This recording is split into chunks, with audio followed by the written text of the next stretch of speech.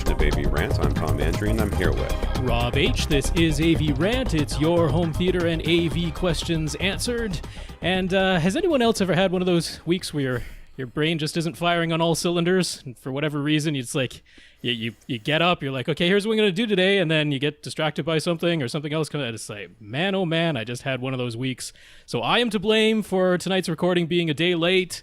Tom made a Herculean effort to be here at our normal starting time. That wasn't going to originally be the plan. So thank you, Tom. Sorry to everyone. It wasn't Herculean at all. We'll get to all this. First of all, there's no blame in AVRant. I mean, we blame others. We do not take blame ourselves, number one. Number two, who cares? We start whatever day we want to. This is a hobby. It's not like we're getting paid. Well, I don't like disrupting your schedule, so. It's really not that much of a disruption. So it's fine. If you guys start a day late, it's not a big deal. It doesn't bother me. Like, any day of the week pretty much works. The only time it bothers me is when it's going to conflict with my climbing. I don't climb anymore on Tuesday nights. I used to all the time, but the climbing gym is stupid busy on Tuesdays. Yeah. I said I was going to be late today because I am, I guess, unabashedly a Pokemon Go player. My entire family plays Pokemon Go. Okay. And they've released, the last 3 weeks is the third week in a row, they've released brand new legendary raid bird thingies, and everybody's running around like maniacs trying to catch them. Like huge swaths of people, like 50 cars at a time will go through St. Petersburg, stopping at various places, doing raids, and then moving on. And I was like, well, it's going to be the first day of Zapdos, which is the last legendary bird they're putting out. And I know I'm going to want to catch it before my kids do. Because if I don't, then what kind of father would I be? And but luckily they released it a couple hours earlier than they normally did. So we actually got a chance to raid last night. And last night I went out and caught 2. So now the pressure was off and we went to ice cream instead. So nobody. Awesome. Yeah, Fair warning to anyone who might be a new listener. There's a possibility that Tom and I are geeks. That could. I didn't even. I watched the first series, like every once in a while, I watch an episode of Pokemon on TV. Yeah. Never played the card game. Never played any of the video games. None of that. Right? None of that. But this game is perfect. My wife wants to go out walking all the time. It's right. perfect. So I'm like, you guys want to go walk? It's impossible to get children to go outside and walk. In Florida, in August, does not happen. Me and my wife started playing this game a year ago. So in August, in Florida, we would tell the kids we're going to go Pokemon Honey. Do you want to go? And they would take our phones and they'd be perfectly fine, sweating like crazy out there in the August heat. So it's been a year of us playing, and the kids love it. And my middle son finally got an account yesterday. Everybody else is going, and the reasons why my middle son doesn't have them, my youngest son does, too long to get into. But there's perfectly semi-sane reasons for that. He just got his phone to finally download Pokemon Go. He's been trying to do it for months. Yesterday, now he's like a kid in the candy store. He can't wait to go outside and run around and go try to find Pokemon. I can't. I'm sorry. Now, if you're watching YouTube, you might be saying, "Hey Tom, what's up with that shirt?" This is my new Moray shirt. Mm-hmm. This is the shirt that's going to mess with your monitor. We're going to see how your tracking is or how bad our compression is. One or the other. Doesn't matter to me. This is my new Moray shirt. This is AVRant, the podcast that answers your home theater and AV questions. To get your questions answered, all you have to do is ask. You ask by emailing us at question@avrant.com. You can go to www.avrant.com. Leave us a comment there. Facebook.com/AVRantPodcast. YouTube.com/C/AVRant, where you can see your questions answered probably on your individual video. Just look for your name, I guess. I don't know how it works. Anyways, it's amazing. So go over to YouTube and check out your video if you want to see what we look like in all of our geeky glory. There's also Rob posts the entire 2-hour podcast, the raw footage, where you can see quite clearly that no editing gets done on this podcast. I will say last week, I did take out a little bit of audio at the very, very end of the podcast when I edited it. I don't remember. I think I was talking over the top. We just slightly talked over each other on the outro. Yeah. And I took myself out. That is the last. I have not edited that much. I cannot remember how long. It's been a really long time. So, yeah, youtube.com/C/AVRant. If you want to contact us directly, you can contact Rob at avrant.com. His Twitter is at FirstReflect. You can contact me at Tom at avrant.com. My Twitter is at avrant_Tom. We have a producer, Austin.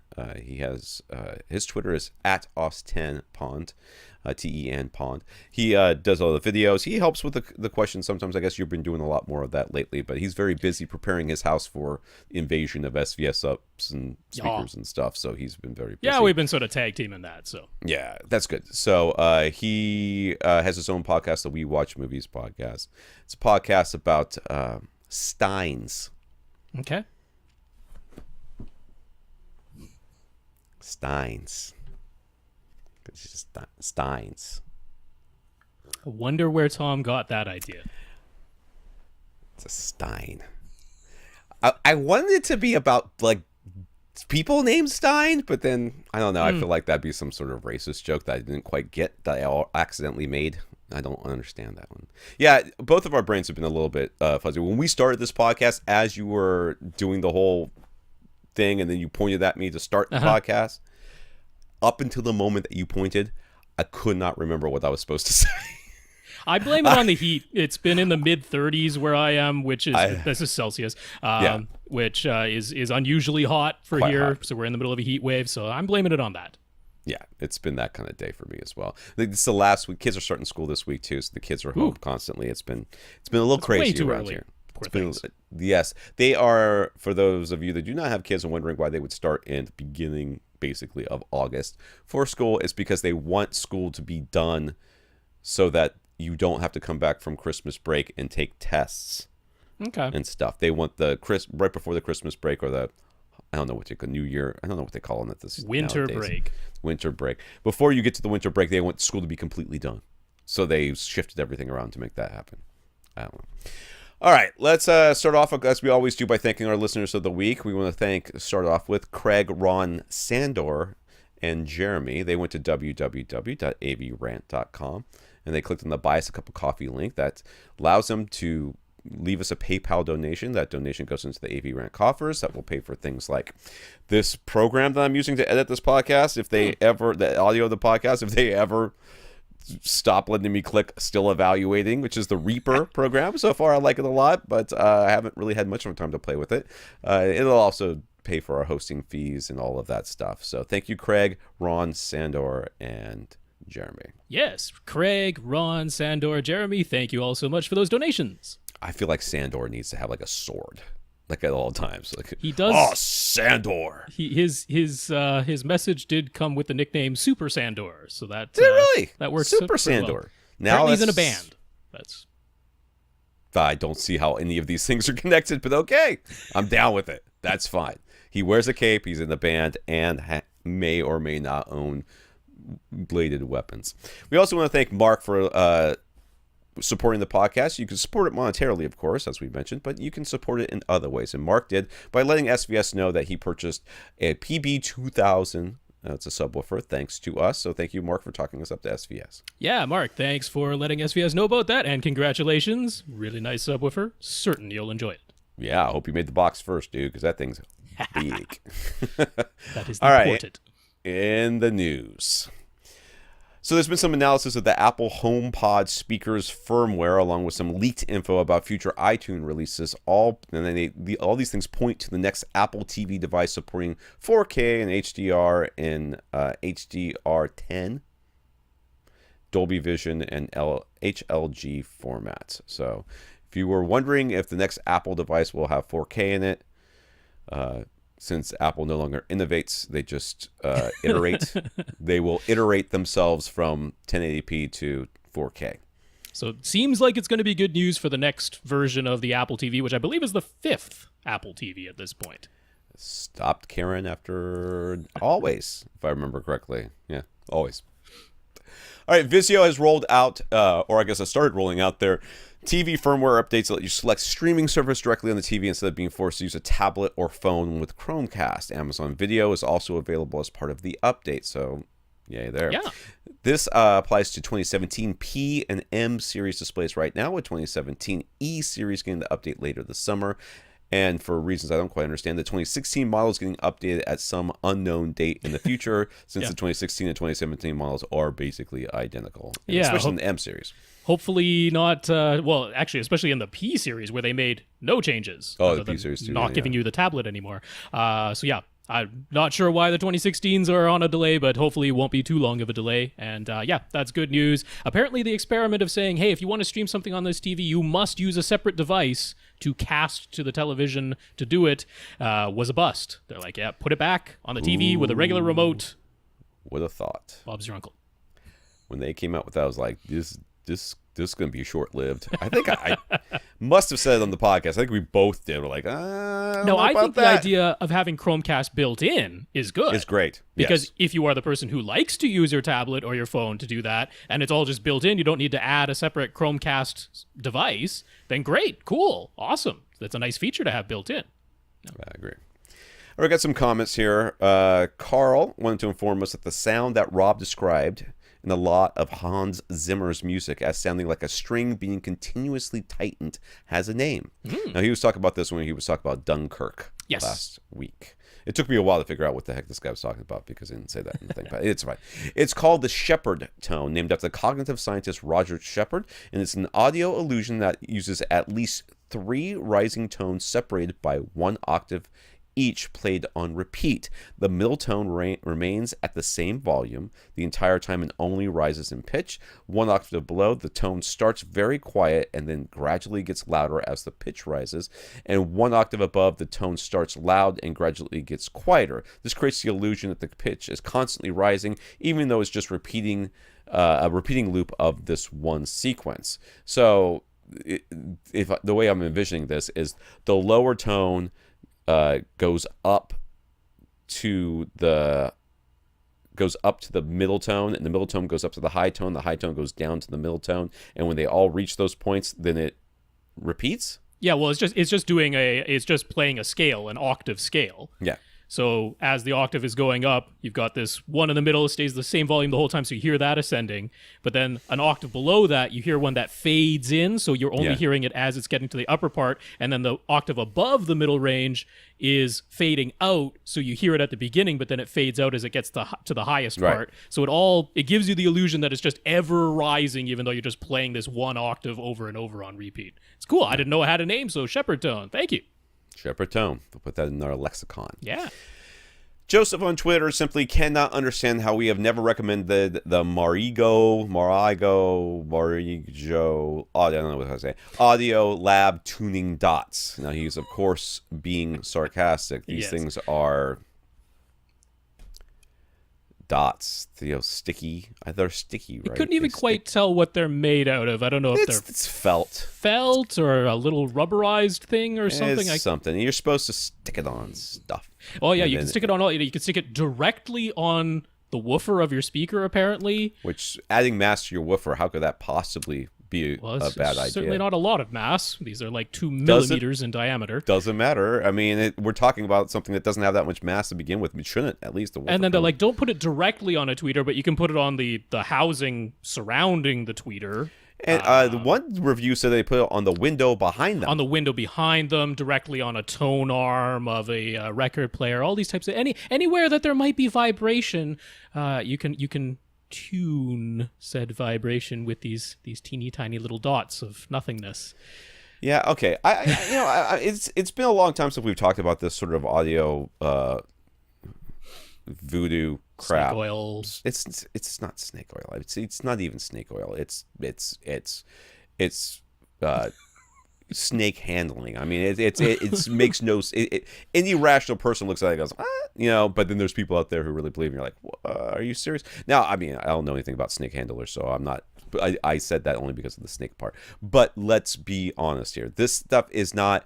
There's literally somebody who has like a box of these things and has a website which costs them almost nothing to keep going because they paid it, and it just sits up there. And if they sell one a year, they're like, well, there's a couple rounds. Well, yeah, what is it? It's like $35 for like a bag of 8 of these things. It's they don't have to sell much in order to make a humongous profit. Now, and that's what these websites are. They're just It's just garbage. These people go down to whoever's doing these things. They have a source, and the source is probably the dollar store. And they go down there like, oh, I sold some, so let's go buy this $1.99 pack of things that you stick on the bottom of your chairs to keep them from making noise as you move them around. And I'll cut them down to size and send them off to these people's. It's nothing. These guys are I will nothing. say there is some usefulness to a product like this, which is that when you see the glowing review, it now tells you to never believe anything from that website. And that's true. That's useful. I never believe any website that would sell that. I would not have to read a review to know that it was a website full of garbage. All right, let's get into the questions here. We're going to start with Infinite Gary. So everybody strap in. It's going to be a few minutes here. Infinite questions from Infinite Gary. Infinite questions from Infinite Gary. So Infinite Gary has to say to start with, we're starting with A. We'll see what letter we end up at. I'm guessing G. That's just a guess. I have read all these questions, but whatever. I can't remember. The movie Dunkirk did not have an Atmos soundtrack for its theatrical release. Director Chris Nolan, or Christopher, I've never seen him referred to. I guess they're on first name basis. Anyway, Christopher Nolan has said during interviews that he isn't interested in using overhead audio, that he isn't even all that big on surround sound.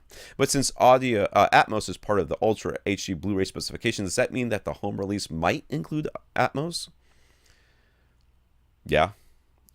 But probably not. I guess there is a chance, but probably not. The clarification here is that the Ultra HD Blu-ray specification has mandated that all Ultra HD Blu-ray players are capable of sending an Atmos bit stream via HDMI. Yeah, but that doesn't require that the disc have one on there in order to be put in there. Yeah, so. It makes no mandate on what audio recording is on the discs themselves. It could be a mono track in PCM on an Ultra HD Blu-ray disc if a studio decides that's the audio track they want to include. There's no restrictions on that. So, there's absolutely no guarantee you're going to get Atmos with an Ultra HD Blu-ray. There are plenty of Ultra HD Blu-rays out there right now that just have, DTS HD master audio. They don't have Atmos or DTS X. So, yeah.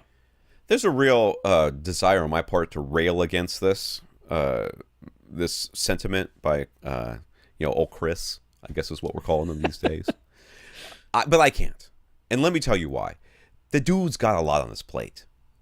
Realistically, think about, right now he's kind of the auteur, or whatever they call it. Everybody's like, oh, Christopher Nolan's going to make a movie. Everybody, give him all the money, right? And that, he can do, he's got so much stuff to think about. Surround sound, I can understand him saying that's the thing, that's the one's falling through the cracks. I got these lenses to worry about, these different cameras to worry about, the shots, the frames, the editing, the this, the that, the that, the that. Guys, something's got to fall out. Something's got to fall by the wayside, and it's going to be the sound. I care about the picture.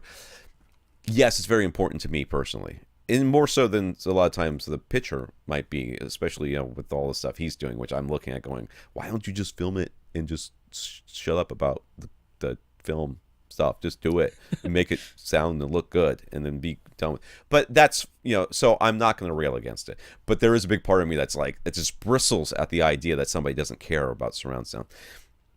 There's still people right now who are like, stereo, why don't we need more than stereo? Stereo images just, it can make a thing sound like it's coming from behind you if you use phase and stuff like that. Why do we need surround sound?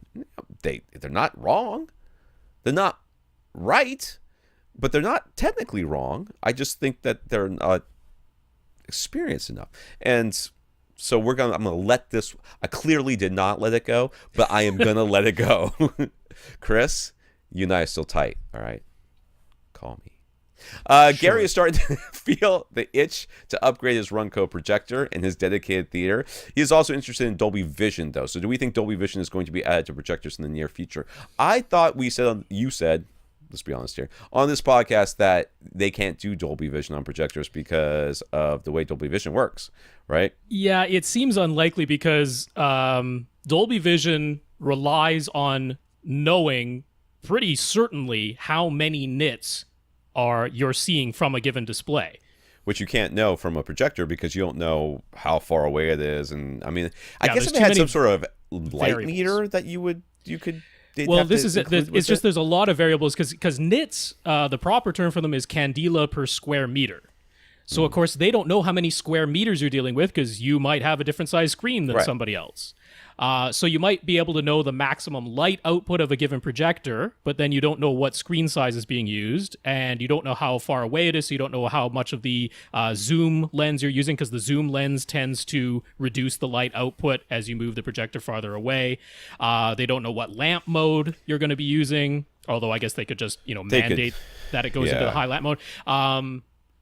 Then, of course, there's ambient light conditions, so they don't know what the black level is actually going to be. They don't know what the gain of your screen is going to be, whether you're using a gray screen or a white screen or a silver screen. There's a lot of variables. Now, could they set a bunch of parameters and say only an installer can install a Dolby Vision projector, and they must adhere to these parameters so that we know what the values of all these variables are going to be, or come up with some kind of menu interface that lets you enter all of these variables so that it can calculate. Yes, that is a possibility, but I really don't see them ever doing that at a consumer level, because I can't imagine they would trust a consumer buys a projector online and knows how to enter all of these parameters or adhere strictly to the things that they've set out in the guidelines. And that, because the last thing Dolby wants is someone to say, I bought a Dolby Vision projector and I didn't think the blacks were very good. And they're like, but you had sunlight streaming into your room and we told you not to do that, right? So it's on your deck, dude. Yeah.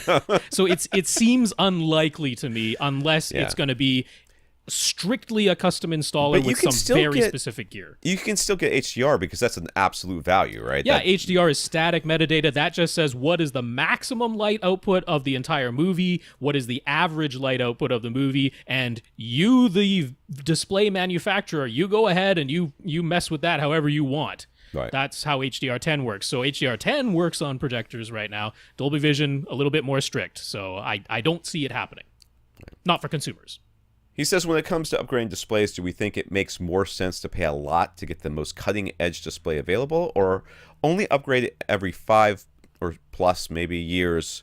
Or would it be better to step down a model or two for a lower price, but be able to upgrade every 3 years or so? So if you buy the most expensive one, but you're going to have to live with it for longer, or you buy a cheaper one and live with it for less long.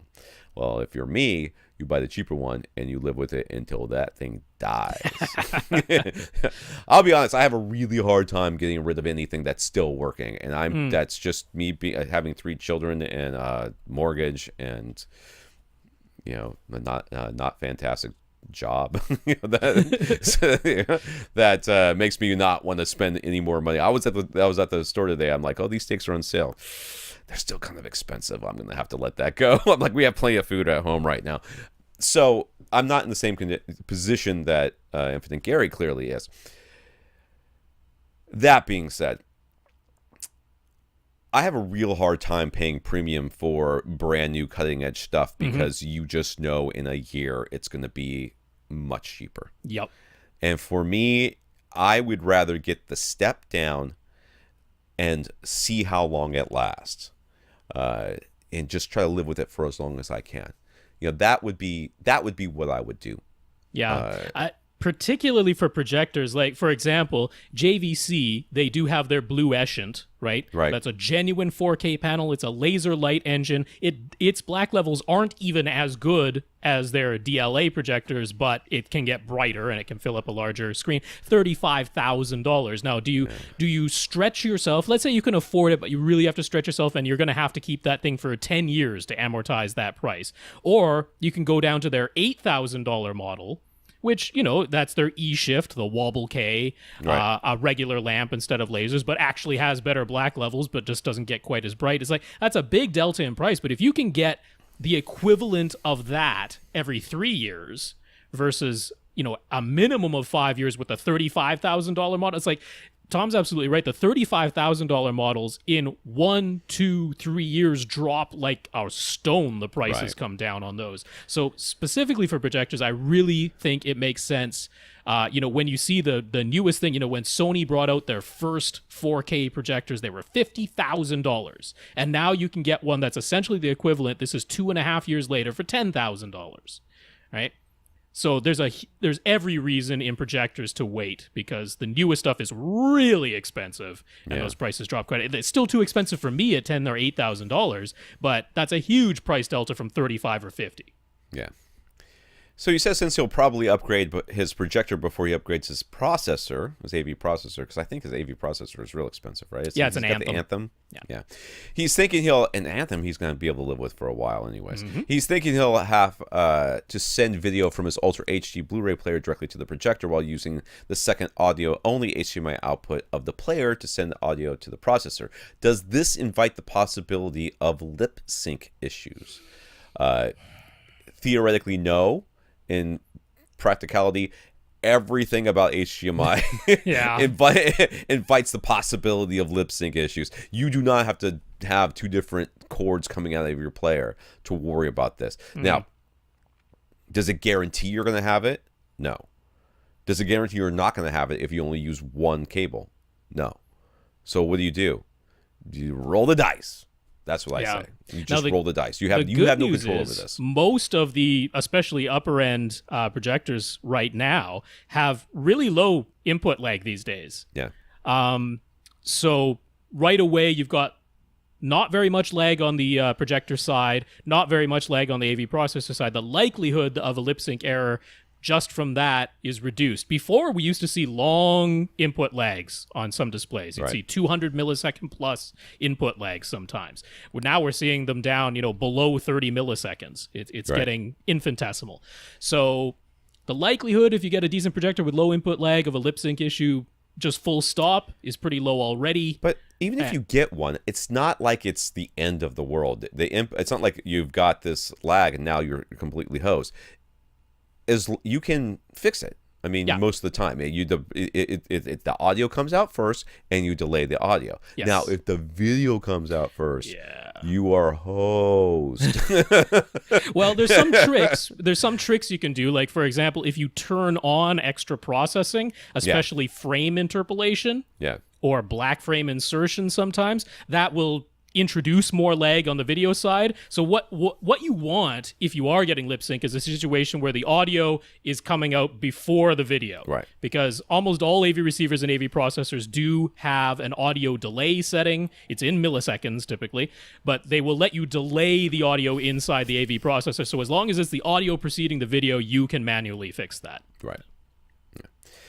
So he says when looking at the specs for fan noise for projectors, what is considered quiet? What sort of number should he be looking for if he doesn't want to hear the fan while watching a movie? And if he's watching HDR, will that mean a higher fan noise and potentially shorter bulb life? That's a bunch of different questions. As far as the noise is concerned, it could be the loudest projector in the room, but in the world. But if you have it in a hush box or in another room and it's just showing through a window, no, you're not going to hear it. So the answer to your question isn't what is the decibel reading you should be looking for. It's how far away are you sitting from your projector. But let's assume it's in the room on a ceiling mount, above your head, basically. But we can't really assume that with Gary. It could be just about anything. I know that we know what his room looks like, but I'm saying, for other people, we can't answer the question without knowing how far away you are from your projector. So assuming that, what kind of decibels should we be looking at, Rob? Well, the other disclaimer is to say it does depend on your ambient noise levels, right? Some people have more ambient noise in their room than others. We happen to know Gary's room is very, very quiet. Which is a bigger problem because you can hear more stuff in it. If you have an ambient, 20 dB, 25 dB, 30 dB noise in your house or near your apartment, you're not going to hear stuff that somebody else might. So for most people's rooms, anything below 30 decibels is probably going to be right around the ambient noise floor level anyway. If you find one that's about 27 decibels of fan noise, that's going to be considered quiet. Not silent, but it's going to be quiet. Regardless of the situation, 27 decibels is quiet. If you find one that's 23 or lower, that's getting down to silent. That's getting down to you're just not going to hear it if it's any distance away from you. Because even a well-constructed quiet room is still going to have around 20 decibels of just ambient noise floor. So get down to 23 or lower. Once you turn on whatever you're watching too, whatever sound comes out of it, there's an ambient. I want to say, I only will call it ambient noise floor. You might hear the fan when you're in pitch silent scenes. Absolute silence, right? Most movies have some sort of noise going through the entire movie. So, I don't know. Yeah, 27 is definitely quiet regardless, and then below 23, almost utterly silent. Does HDR make a difference? I mean, I don't know Usually that I it know does. that. Most do default into the high lamp mode once Right. you start watching HDR, because they're just you need that peak light output. Yeah. So you'll Which means see you need to move more air across the bulb so you can, or yeah, around the bulb. So you a can lot of projectors, you will see that there's a range. It'll say, the fan noise ranges from 25 to 32. So 25 is when you're in the low lamp mode, and 32 is when you're in the high lamp mode. and that will shorten your bulb's life. Yes, going into the high lamp mode definitely does reduce the lifespan of the bulb as well. So yeah, watching a ton of HDR most likely will mean higher fan noise and a shorter bulb life. Now, a lot of them you can still manually say, I don't care, I know I'm watching HDR, stick with the low lamp mode. You're not going to get the bright highlights that way, but what a lot of people are doing is they're like, we know on a projector we're not going to get 1,000 nits anyway. We're actually going to get something more like 100 nits if we went full bore. So what I really care about with a projector is the wider color, and I'm not even going to worry about the brighter highlights. So a lot of people are using, on the Oppo players or on the Panasonic players, they have a strip metadata feature, which says play HDR out of the player, but get rid of the flag that says go into HDR mode. That lets you keep the wider color, but it gets rid of the extra peak brightness. So there's plenty of options. If you want to keep it in low lamp mode, you can. All right. Gary spoke with his installer, who is probably getting calls from that dude every day, who suggested a JVC RS520, which is the same as the X77 770, excuse me. Gary's also been asking around, and most of the rumors are that nothing revolutionary is expected for projectors at SIA this year, only evolutionary. So we think we should try to hold out with this Runco until 2018, maybe a genuine 4K. Resolution models will be available for less than 10 grand next year. Should he buy a JVC E-Shift model right now, or should he wait for this year's CDIA and decide then how much of a benefit is genuine 4K over E-Shift? From what I remember from the reports that we've read, the genuine difference between genuine 4K over E-Shift is, not zero, right? but isn't all that much. Yeah. I'm going to be honest. The answer to this question is you should just be fine with getting the E-Shift and go on with your little life. That's be fine. But this is not the answer to Gary's question, because we're answering Gary. We're not answering for everybody else. Everybody else, buy E-Shift. Yeah. You'll be fine. Gary, you should wait. You should wait for as long as you can possibly hold out before, because I think every day you wait, every trade show that comes along is going to introduce cheaper and cheaper 4K alternatives. If you can wait a year or two, I think you would be very happy with what you got. You'll be able to save a lot of money that way. Get yourself a 4K, genuine 4K. These evolutionary things is where you want to start buying. You don't want to buy in the revolutionary, because those are expensive and they're going to be outclassed in a couple of years. Why buy something today? I mean, it's the same thing with cars, right? Why do I always do the car thing? Let me think of something else. It's the same thing with motorcycles. So different. So different. It's the first time they come out with a product, it's gonna be, they're gonna do everything's brand new. And they are trying to make everything work as best they can. And every time they go back and they put out a new model, they're refining that. They're making it cheaper. They're making it better. They're making it brighter. They're making it, the black levels better. They're going to make it a little bit better. They have the potential of doing that for less money every iteration. If you can wait a year or two, I think you're going to be much happier with the money you spent than if you spend it right now. I say wait at least till CDIA, because CDIA is not very far away. CDIA is in September. Yeah, it's next month. So when they announce whatever they announce, once those models become available, typically in November, it means the current models are going to go on clearance. Right. Now, if this is all true and what's happening at CDIA is just going to be an evolution where it's a slight spec bump or something like that. Right.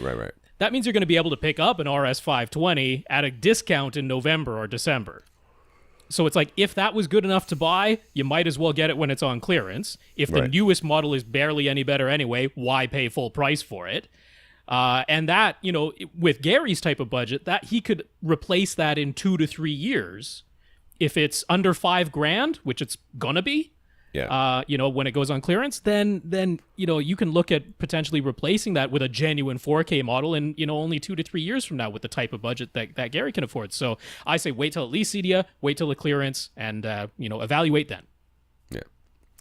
He says if he goes for, I kind of feel like he's already bought a projector. Yeah. But if he goes for a JVC, is the RS620, which is the same as the X970, worth the higher price over the RS520? They claim slightly higher contrast and light output due to hand-selected parts, but the specs are otherwise identical. We've talked about this before, haven't we? I don't really think there's anything different between these two. No, and I'll bet you dollars to donuts you can find specific RS520 models that are every bit as good as every single RS620 model because they happen to get some good parts in that. So supposedly the 520 is the more like mass-produced one, and the 620 is like the hand-selected parts. That hand-selected, that just what that screams custom installer dealer. Oh yeah, stuff. yeah. This is just marketing for this one has a nicer case. Give us something that we can sell at a higher price. Yeah. For no real reason. Yeah. Yeah. I would. I would bet that the guts of this thing are if they're not identical, they are so close to identical that it's immaterial. Yeah, like from the 420 to the 520, there's an appreciable difference. The 520 has a whole other color filter in it, so you can get the wider color gamut. There's an obvious difference between those two models. From the 520 to the 620, it's like, I think that's a little bit of marketing hogwash, to be honest. Lastly, and this is H, so I was wrong. Yeah. NHK in Japan still insists that they will provide 8K content in 2020. Clearly, that will require 8K displays, but quite a few Ultra HD Blu-ray reviews point out how a lot of current movies aren't even truly 4K. How they use a digital intermediate that is only 2K or slightly higher than 2K. So, would there be any point to an 8K disc format? No. But and what about something like Dunkirk that's shot on actual film that Nolan says is closer to an 18K equivalent? Would that still be down converted even at 8K? Dude, no one's going to have 8K. I want to say that, was it 2020 or 2017? No. 3 years? They're still trying to get 4K displays in people's houses. 3 years they are not introducing 8K displays on a mass scale. Right. I just don't see it. I can see it being a thing that is available to the very well-heeled. Yeah, I mean, this is Japan, where people apparently have a lot more access to. They are very technologically savvy, and honestly, they have really small houses, and they probably sit really close to their stuff. They might be able to enjoy the benefits of 4K over 1080p, whereas here in America, with our big old great rooms, you could fit like a bajillion people in them, and you're sitting 75 feet away from a 50-inch display. You're like, I don't see the difference. I'm like, I know you don't. This is sure, it's going to be available. They will show. I think baseball's big over there, right? They're going to have one of those big, game. On the side of a building displays that's, an 8K. And yes, they just want to broadcast 8K so they can say they did it. NHK still will not let go of their 22.2 channel-based audio system. They will not let it go, even though we now have object-based audio that can scale to the number of speakers in use. They won't let go of it. So, eventually, once we have a whole bunch of 8K content at some point, then an 8K disc format would make sense. But until we have a bunch of content... Think of how big your screen would have to be for 8K to make a difference. Yeah. Just think about it, dude. I mean, no, it's just not important. No. All right, let's go across the pond to Finland, where we're going to talk to Timu. Now, I do have a friend who lives in Finland. I have no idea where they live in Finland, but I was like very excited that there's somebody else in Finland I'm talking to, because I see his updates on Facebook, and all of my comments are like, is it still winter there? Because you guys have a lot of clothes on for summer, because compared to what they're doing. I mean, it's a Florida thing. Anyways, Timmy wants help with some speaker placement. He wants to put a 7.1.4 Atmos system in his apartment, but in-ceiling speakers are not an option, and he isn't terribly interested in using upward-firing Atmos-enabled speakers. Now, before we go on-wall speakers is what he's asking about, right? Because when I first read this question, I was like, does he just want to wall mount stuff? Or he's saying in ceiling is not possible, but he can mount them to the ceiling, but Yeah, not in the ceiling. he could mount it to the ceiling, to the wall, but not in it. It's actually concrete, apparently. The ceiling is concrete, so yeah. All right, so the room is 17 feet long, 15 feet wide, and 12 feet high. Well, that's weird. That's a very high roof. Anyways, his primary seat is roughly 10 feet from the front wall and 7 feet from the back wall. Sitting kind of in the middle of the room there. And there's a large beam running from left to right across the ceiling, more or less directly above his couch. So I guess you're showing pictures here. I am. Right? So youtube.com/c/AVRant to see these things. His picture shows some Tannoy Mercury front towers, but he already has plans to replace them with KEFs. His surround back speakers are KEF E301s, and they're being powered by a Denon AVRX 4300H, plus an external stereo amplifier. Okay, so I'm looking here. Mm-hmm. I see the beam. I see the couch, low furniture. And there's the little white oval speakers that are to the side of the couch and in the bookcase behind. Bookcase behind. Yeah. And the one with his kids, you can see the one just sort of angling out there. He's got kids in this one. Oh, there's children. Oh, they're so cute. They're all blonde because they come from Finland. That's the only color they make in Finland is blonde hair. Okay. All right. Here we go. Should he make use of the beam running overhead to install top middles and then have front heights mounted on the front wall? Or should he mount speakers to the 12-foot high portions of the ceiling in front of and behind his couch? So that he can have top fronts and top rears. Anything mounted to the ceiling or beam means drilling into concrete to install anchors. So could that potentially ruin the soundproofing for the apartment above him? All right, so let's look here. So if he wanted top middles, he could have to put them on the beam, basically. On the beam. And then he could put top front heights up there. Or he could do top fronts and top rears. He already has surround backs, right? He already has surround backs.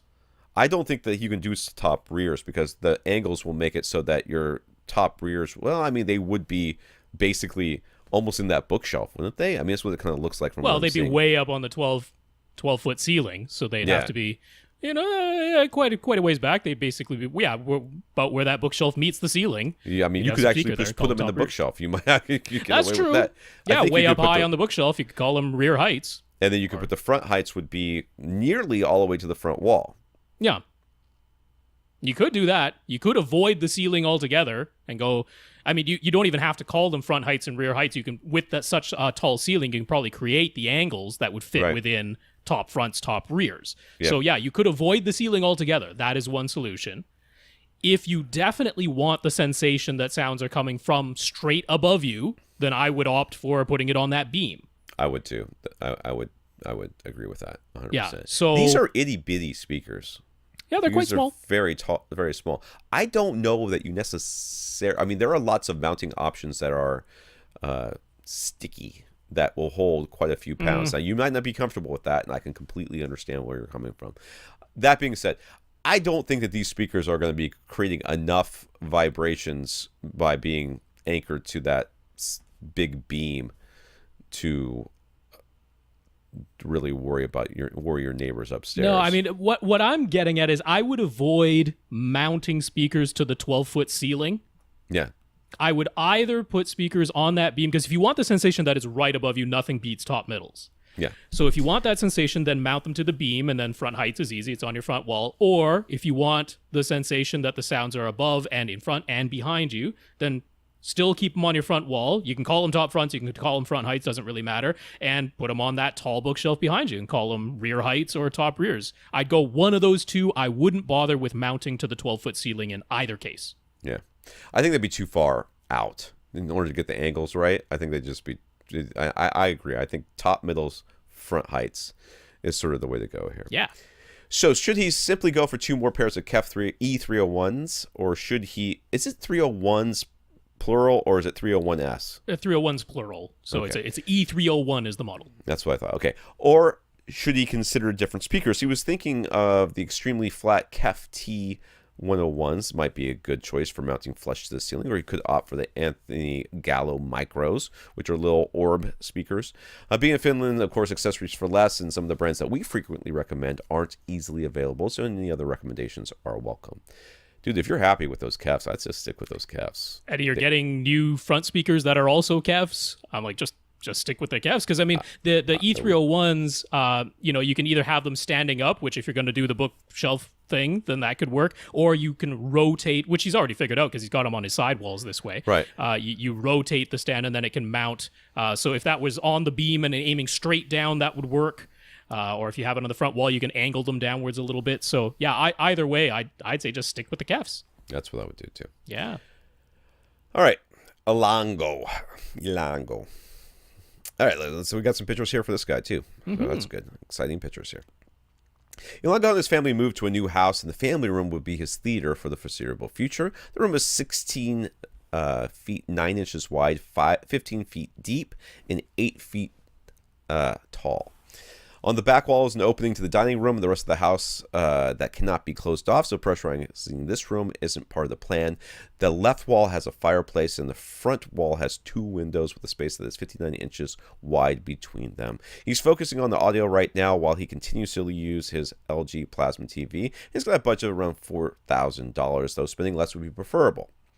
So, we can look at these pictures here. We can see he's got places to put stuff and those big windows, which are basically, they look like on both sides are pretty much, they've got like maybe a foot or two before you hit a wall on either side. Maybe the left side might have a little bit more, but it's hard to tell from what we're seeing here. So, yeah. So aesthetics are a big concern, so tower speakers and bookshelf speakers on stands have been vetoed by his wife. On-wall and in-wall speakers are acceptable, but there's really no place to install them on the front wall. So Elango was thinking of a passive speaker bar with LCR, the left, center, and right speakers all built into one slid cabinet that could be mounted below the TV. And he thinks that would make the most sense. He's aware of offerings from Paradigm, Golden Ear, and Kef, and although he lives in Ontario, Canada, he has family in Michigan, so ordering products from the States is no problem. Any suggestions on what would be best for under $1,400 US? So you got some good options already. Yeah, these are all. Which one's it? Paradigm, Golden Ear, and Kef. Yes, I don't know the Kef one, but the Paradigm one I do like. I think I've heard it before at a show a long time ago. At least one version of it. I have not heard the Golden Ear one, but I've heard good things about it. So yeah. So I will say Golden Ear. I mean, they have their distinct sound. Yeah. It's the Golden Ear sound. It isn't completely flat and neutral. If you happen to really like it, then great. But there's a chance you might not. If you already know you like really neutral, transparent speakers, then I would probably not suggest Golden Ear. If you haven't heard them, though, and you're thinking you might like them, then definitely they're an audition first. I wouldn't buy them blind. The Paradigm, it's their Millennia Trio 20 or a Trio 30. Very good choice, but I would say kind of expensive for what it is. Yeah, it's Paradigm. What do you expect? It's asking a lot. Yeah. So out of the ones you've already mentioned, I like the Kef the best. It's a solid design, sounds really good, easy to mount, trusted brand, probably easy to find in either country. Should be able to locate that in Canada. Where is he at? I forgot. Oh, he's in Canada. He's in Ontario, Canada. Oh, okay. Yeah, I read that already. Sorry. I like those. Now, one that I know sounds good, but again, I think is overpriced is Revel's. Revel has their Concerto on wall. They have an LCR, what is it? Something or other. 8. I don't know what it is. Right. But yeah, I think it's the LCR 8. Very nice sound, but it can't get terribly loud, and I think it's overpriced. Now, RBH, they have an offering too. And it's reasonably priced, because it's RBH. It's the only one that's actually made out of MDF. All the other ones are like a plastic housing or an aluminum housing. That's because they have like 15 people working at that company, and they're like, we know MDF, let's do MDF. But they call it their Ultra Series over at RBH, and they have an interesting thing. You have to get it through a dealer, and they will actually custom size the width of the bar to fit the space TV. That you have. There's no difference in price. Get whatever width you want, no difference in price. That's nice. So RBH is definitely a contender here. because the price is reasonable. We know the sound quality is going to be good. They have that cool thing where you can make it fit perfectly in the width that you have, or perfectly match the width of your television so that they line up exactly. I mean, his room is how deep again? It's 15 feet deep, I think. So he's going to be sitting somewhere like 10 feet away from this thing, probably. Yeah, he said he's going to be about 9.5 feet. Yeah. So the front wall. I just wish you could get his speakers a little bit further apart, because you're not going to get good stereo separation. But I mean, you're looking at this room, it totally makes sense. I mean, you just if you're not allowed to have tower speakers or speakers on stands in front of the windows, you can't do in wall or on wall that are no, but on he could do something windows. like he could do something like the prime elevation speakers. I mean, I know they're going to be up there and angled down towards you and stuff. No, but still, where are you going to put them? There's shutters in front of those windows. No, there's not. I Lines mean, like up near the ceiling. They're up near the ceiling. On the ceiling? Well, near the ceiling. Oh, I didn't see those shutters. No, I mean, I think you can get a good sound from one of these passive speaker bars. Yeah. You know, I'm going to steer you towards probably either the KEF, which is definitely widely available, or I think that RBH is worth a look, especially if aesthetics are a real top concern and you're like, I know the exact width of my TV and I want it to be a perfect parallel straight line that'll come right down and the speaker bar is going to completely seamlessly match the width of the TV and look like it belongs, then hey, RBH with that custom sizing, can't beat that. They also have like speakers that go like surround speakers, or are they on-wall speakers or something? Well, that's actually kind of the next part of his whole deal there. So. Oh, okay. Let me read on then.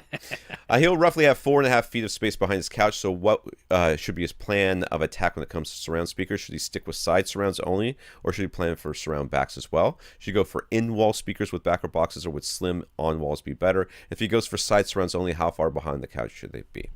4.5 feet. I mean, technically, you could have surround backs. I don't know that I would bother. I mean, he was leaning towards sticking to 5 speakers anyway. Yeah. If that was already your leaning, and yeah, I'm going to agree. Like, I'm not going to say, oh, you must have surround backs because there's too much space behind you, and you're going to need to fill in that gap. True. It's like, nah. If you were comfortable sticking with 5 is fine here. Yeah, and not only that, that opening is not in a very good place for surround backs. Yeah, it's going to mean that they'd have to be quite close together or too far apart. Which is exactly how mine are. So mine are very close together. I have more of a THX setup than this. So should they be placed? A little bit behind your ear when you are seated, and a little bit up. So maybe 18 inches behind you and 2 feet up. Yeah, just make sure the tweeter has a clear line of sight to every seat on your couch. So a little bit elevated, a little bit behind you. That's it for placement. Now, again, if we stick with the 2 that I think are the best for the speaker bar, RBH, they have a completely matching Ultra Series speaker that is on wall, nice and slim. I think that's the way to go. They make in walls as well, but he was saying one of these walls is an exterior wall. So putting an in-wall speaker, I mean, it should work as long as it's traditional framing, but sometimes they've used more rigid insulation in an exterior wall. You don't necessarily know. It would be a shame to punch the hole in the wall only to discover that it's an issue. Right. So given how slim those on-walls are, and KEF does have that T-Series, which is extremely slim on-walls, so KEF and RBH both give you a really nice, good-sounding, slim on-wall solution that'll match their speaker bar up front. I think that all fits swimmingly, and those are the ones that are reasonable prices, too. So where should you position his Atmos speakers? They're going to be doing a lot of electrical upgrades in the house and refinishing the ceiling. So even though he won't be upgrading his AV receiver right away, now's the time to pre-wire for the in-ceiling Atmos speakers. What are the best positions for a setup? And if he's using the speaker bar on the front wall, does he still need to have the Atmos speakers in line with the left and right portions of his speaker bar? That's a very good question. Good question. I would honestly wire for all the positions. I mean, if you can. Oh, I see. Right. I mean, why not? I would do for top rears, top middles, top fronts, and front heights. Yeah, because he does have 4.5 feet behind him, so those could be top rears. Yeah, and that's what I would go with. I mean, if it were me, I would start with top rears and top fronts. That's probably where I would go with. Though, if you made the decision to go with top middles and top and front heights, I'd be like, I totally understand that too. So I'm down with that. I don't think you need to line up because you generally, for those of you that don't remember, your front speakers, you should have your Atmos speakers come in a line directly towards the back of your room, and along that line is where you position all your Atmos speakers. In this case, it'd probably go right through the middle of his couch. I would not place them that way. I would place them, flanking your couch, going across the armrest, or maybe a little bit wider than that, all the way towards the back. I mean, basically, if you have your Atmos speakers somewhere in the range of 6 to 8 feet apart from each other on the ceiling, that's almost always going to work out. Because most of the time, your front, left, and right speakers, unless you're sitting much farther away and you have a much larger screen, most of the time your front speakers are going to be somewhere in the range of 6 to 8 feet apart with a traditional flat panel. Which means that's about how far apart your Atmos speakers should be as well. So when you've got a slightly odd situation where your front, left, and right speakers are going to be closer together because they're in the speaker bar up front, the Atmos speakers should still be the traditional distance apart, somewhere between 6 and 8 feet, which should work. Your ceiling it's about the size of a couch. Yeah, exactly. 6 to 8 feet is about the size of a couch, so have them to the outside edges of your couch. Yeah, I agree with that. If this is just running wire, speaker wire is cheap, so why not go roughly 4 feet behind you, roughly 4 feet in front of you, and directly overhead. Wire those 6 speaker positions. And front heights as well. You could do front heights as well, yeah. Which would only be like 5 or 6 feet in front of you. Right. Not much difference. So the only options for subwoofer placement are the 4 corners. Should he run coax to all 4? He likely won't use more than 2. So are there 2 corners in this room that are obviously the best corners to use? Can he still expect uniform bass across the entire couch if he's willing to put in work? Or should he only worry about the primary seat? And what subwoofers, this is all one question, what subwoofers should he aim to buy? They can't be too big, but good bass is important to him, and his wife is willing to humor him to a point. Start at the beginning. What you should wire for all 4 corners, because you have no idea which corners you will actually be able to use once you start placing furniture in this room. True. So all the positions that you think you might, I would wire for all 4 corners and hope that, and just assume that if your wife wants to put something in that corner, you just move the subwoofer out and run a little short cable to whatever is there. Yep. So I would wire for all 4 corners. So the corners room, obviously best corner. We have no way of knowing that, nor do you. Not when there's a permanent opening to the room. If there wasn't a permanent opening, we would say any 2 corners that you pick would be fine as long as they're diagonally opposite. But you have an open room, therefore we can't know that, which means wire to all the places. And he asks, can he still expect uniform bass across the entire couch if he's willing to put in the work, or should he only worry about the primary seat? Again, we won't know till you plug in the subwoofers and listen, because you have an open room. It may sound great with 1 sub, may sound terrible with 1 sub. It may sound terrible with 2 subs. You may have to put in a lot of work to get there. Can you put in a lot of work with 1 sub and get uniform bass across all your seats? Unlikely. Can you put in a lot of work and get uniform bass across all your seats with 2 subs? Less unlikely. More. I don't want to say you'll definitely get there. It's more likely. But I said less unlikely. It's the same thing as saying more likely. What I don't want to say is that you'll definitely be able to do it, because we don't know. Not with that opening. Yeah, it's not 100% certainty, but yeah, the 2 subs gives you a far better chance of getting uniform bass across the entire couch. It should be doable if you're willing to play with the phase. It's painstaking, a lot of trial and error. But if you've wired all 4 positions, gives you that many more options as well. And it might be, since you have this permanent opening, it might be an odd situation where the 2 front corners, the 2 rear corners, both on the right side, both on the left side, that could end up being the situation that works out. So by wiring all 4, you've covered all bases. That's the safest. You've got the options. Yeah. So lastly, he wants to know what subwoofers to buy. I think in a situation like this, especially where aesthetics are concerned, you have to get buy-in with especially when you have to get buy-in with your partner. You got to get buy-in. You got to go through the whole thing with them and let them know. I think you should go with the biggest cylinder sub you can find and tell her it's a planter holder. It's a table. It's a column to put things on. And yes, it's perfectly fine to put stuff on there, honey. As long as there's no water that could come out of it and go into the speaker, we're fine. And I would get the most you can afford, because without telling us how big the rest of your space is, which I don't think he did. Well, I think he's like, it's 3,500 square feet. Oh is the God, house. cubic is well. I mean, it's not really open to, and there is a door someplace you can shut Somewhere, in this yeah. place. So let's say, I mean, you could probably do with the PC Ultras or the 16, whatever, 13 Ultras, whatever they are. But can you afford those? I don't know. So whatever you can get. But that's what I would go. SVS Cylinders are a great choice because they take up very little floor space, and you can maybe camouflage them in some way. If it has to be a box, it has to be a smaller box. Then I don't know. Can you afford SB13 Ultras? Because that would handle the sort of size that you're dealing with. SB2000s, I'd be a little bit trepidatious Sealed to say boxes, that can. I mean, they're not going to pressurize the space. They'll sound fine. They're not going to pressurize the space. So if you can step up above that, that'd be great. The ported boxes, I imagine, they're just too big. Too big. You know, if you're looking at higher value in HSU or power sound audio, also too big with the ported ones. You get with the PCs with the ported cylinders, you're getting a lot of that performance, or almost all of that performance of the ported box in a form factor that's more, I think, aesthetically pleasing and takes up a lot less floor space and other things. So take a look at the cylinders. I think to me that makes the most sense here. He says that absorption panels can go on the back wall, and you can cover the windows for some light control and hopefully some acoustical benefit as well. No, you can't. The room is fully carpeted. Should he be overly concerned about trying to find places for additional room treatments, or will this be okay? Well, it's not enough. I mean, but it's not. I mean, if he had a hardwood floor or a tile floor, I'd be far more worried. Yeah, just on the back wall. Well, first of all, you got one big gaping hole in the back wall, so it's just going out from there. So you're only filling in a little bit. I would like to see some at your first reflection points if you can. I don't think you have to do a ton.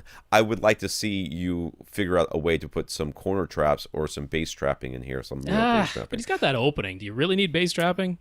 You're probably right. Pressure's escaping anyway. Yeah. I mean, the right side wall and the left side wall next to the fireplace. It could be a printed panel. It could be decorative. Right. Yeah. Absolutely. So behind you, maybe a decorative panel on the side walls, and then you got the full carpet. I'd say you're okay. You're not in an echo chamber in this room. You're definitely not in an echo chamber, yeah.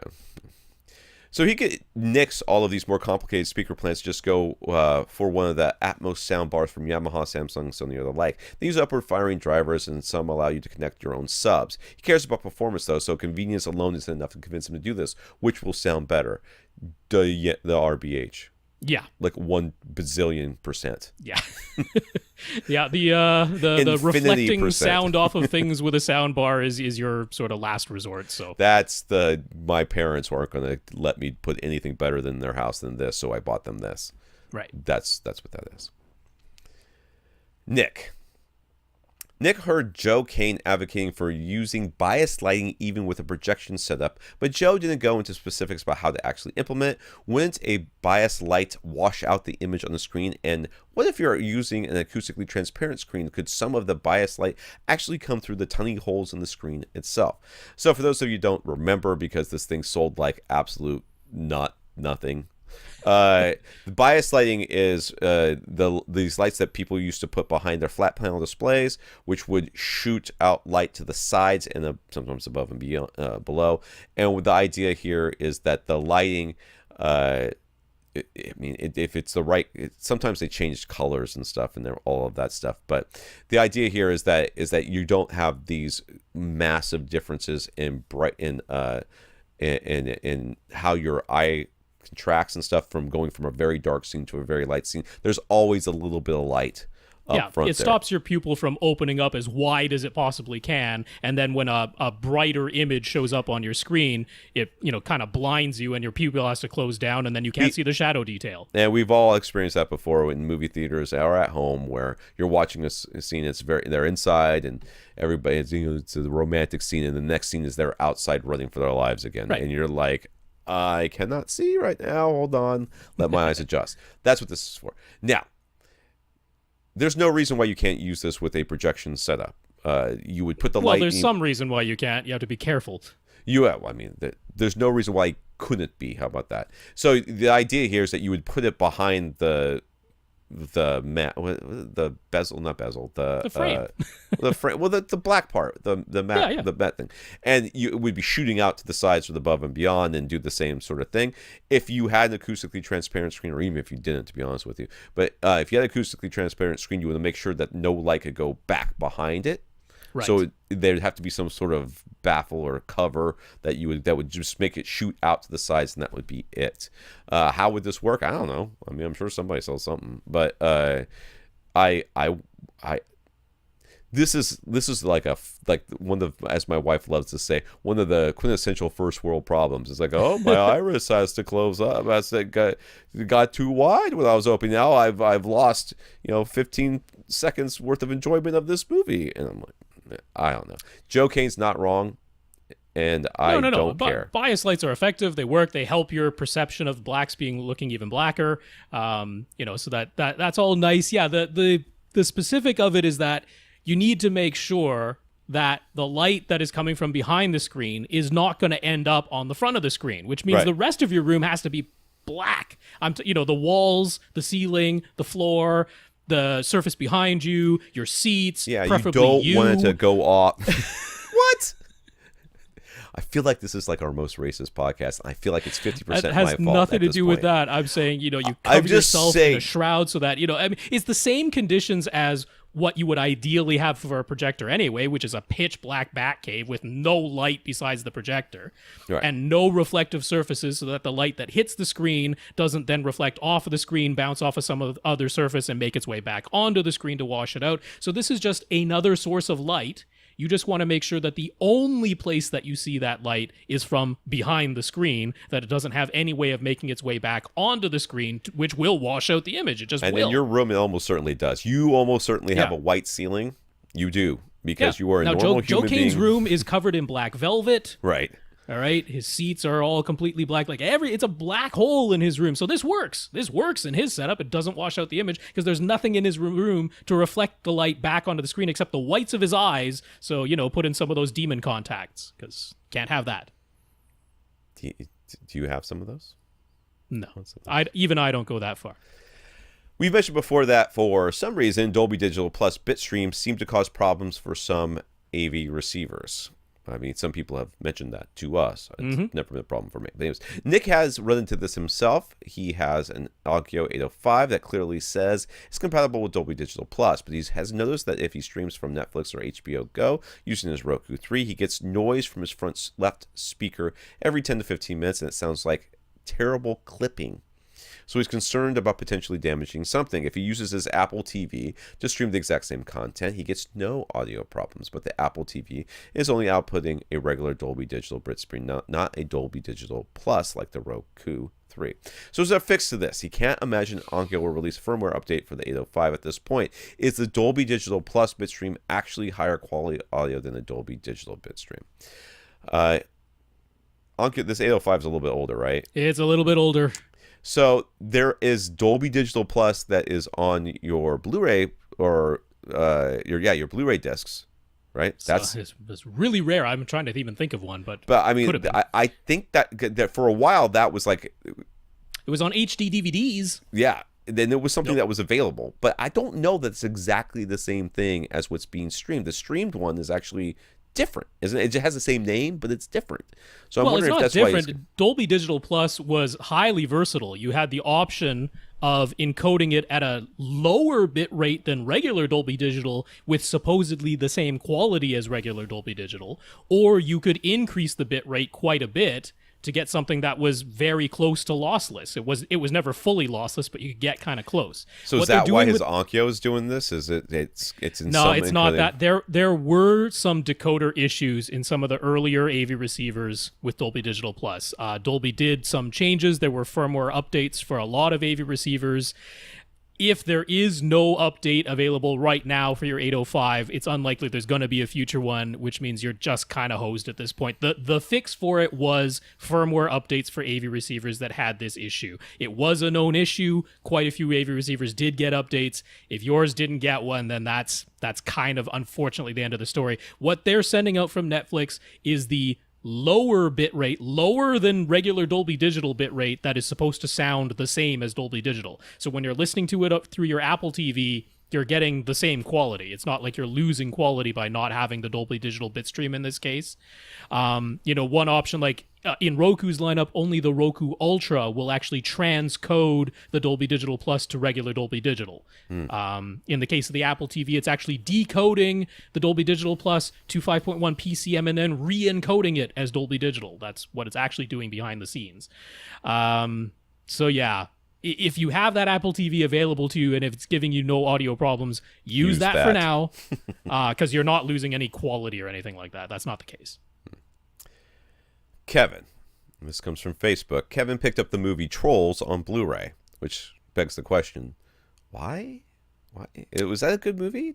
Was it good? It was. I haven't seen it, but everybody says it was a good movie. My sister loved it, when she took her kids to see it, so... Yeah. All right. I mean, I might watch it with my kids then. I have access to that. Sure. Anyways, I just couldn't imagine something that you put on top of your pencil and go like this to make the hair go is something that would make a good movie. But then again, they made the Emoji Movie. And the Lego Movie. And the Lego Batman, the Lego Movie was okay. I thought was pretty good, but the Lego Batman movie I loved. I thought that was hilarious. So the disc, anyways, he got it on Blu-ray. The disc would stutter even on the menu screen, so he exchanged it for a different disc twice. All 3 discs have had the same stuttering problem. He ripped the movie onto his computer and played it back using Plex. The movie played fine. So, has anyone else had this issue specifically with the Trolls Blu-ray? What's his player?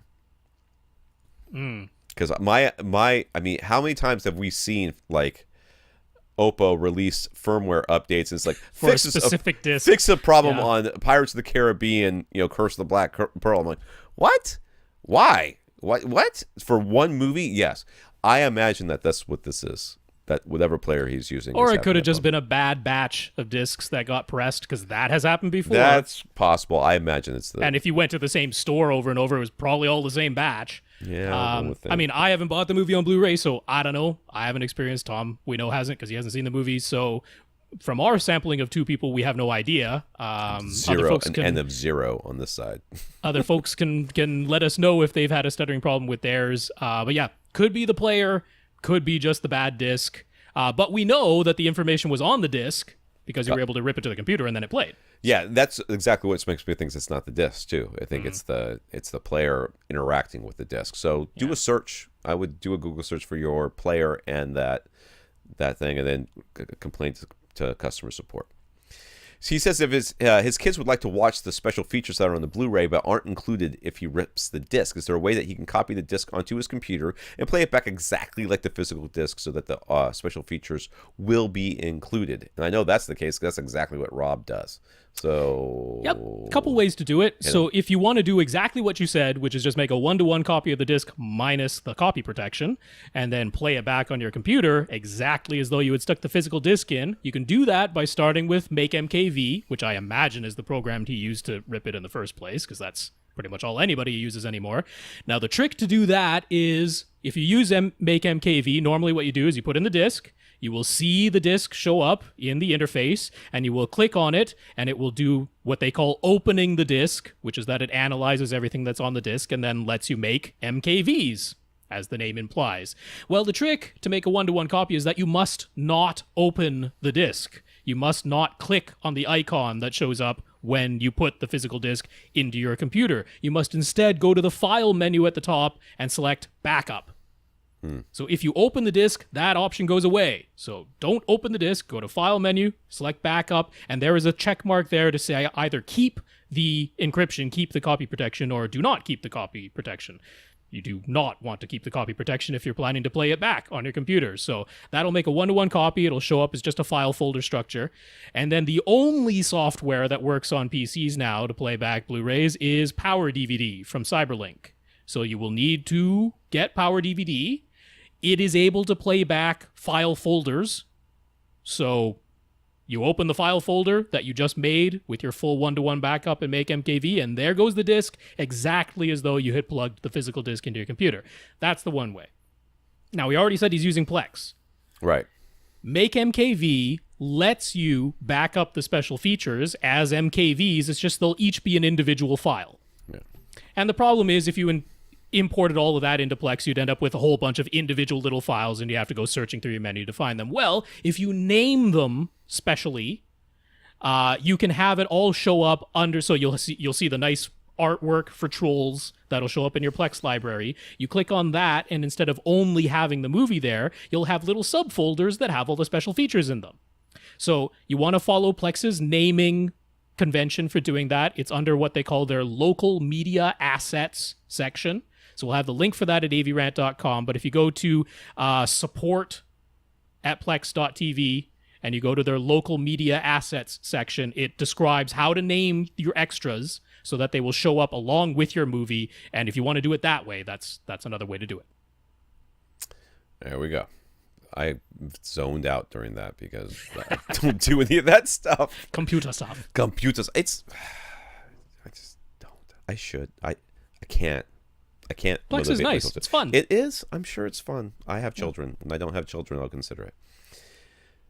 Jonathan came across an article that describes how Spotify made changes to all of the music files that they streamed back in May. They reduced the loudness of all their files using a unit of measure called LUFS, which is LUFS, or loudness units relative to full scale.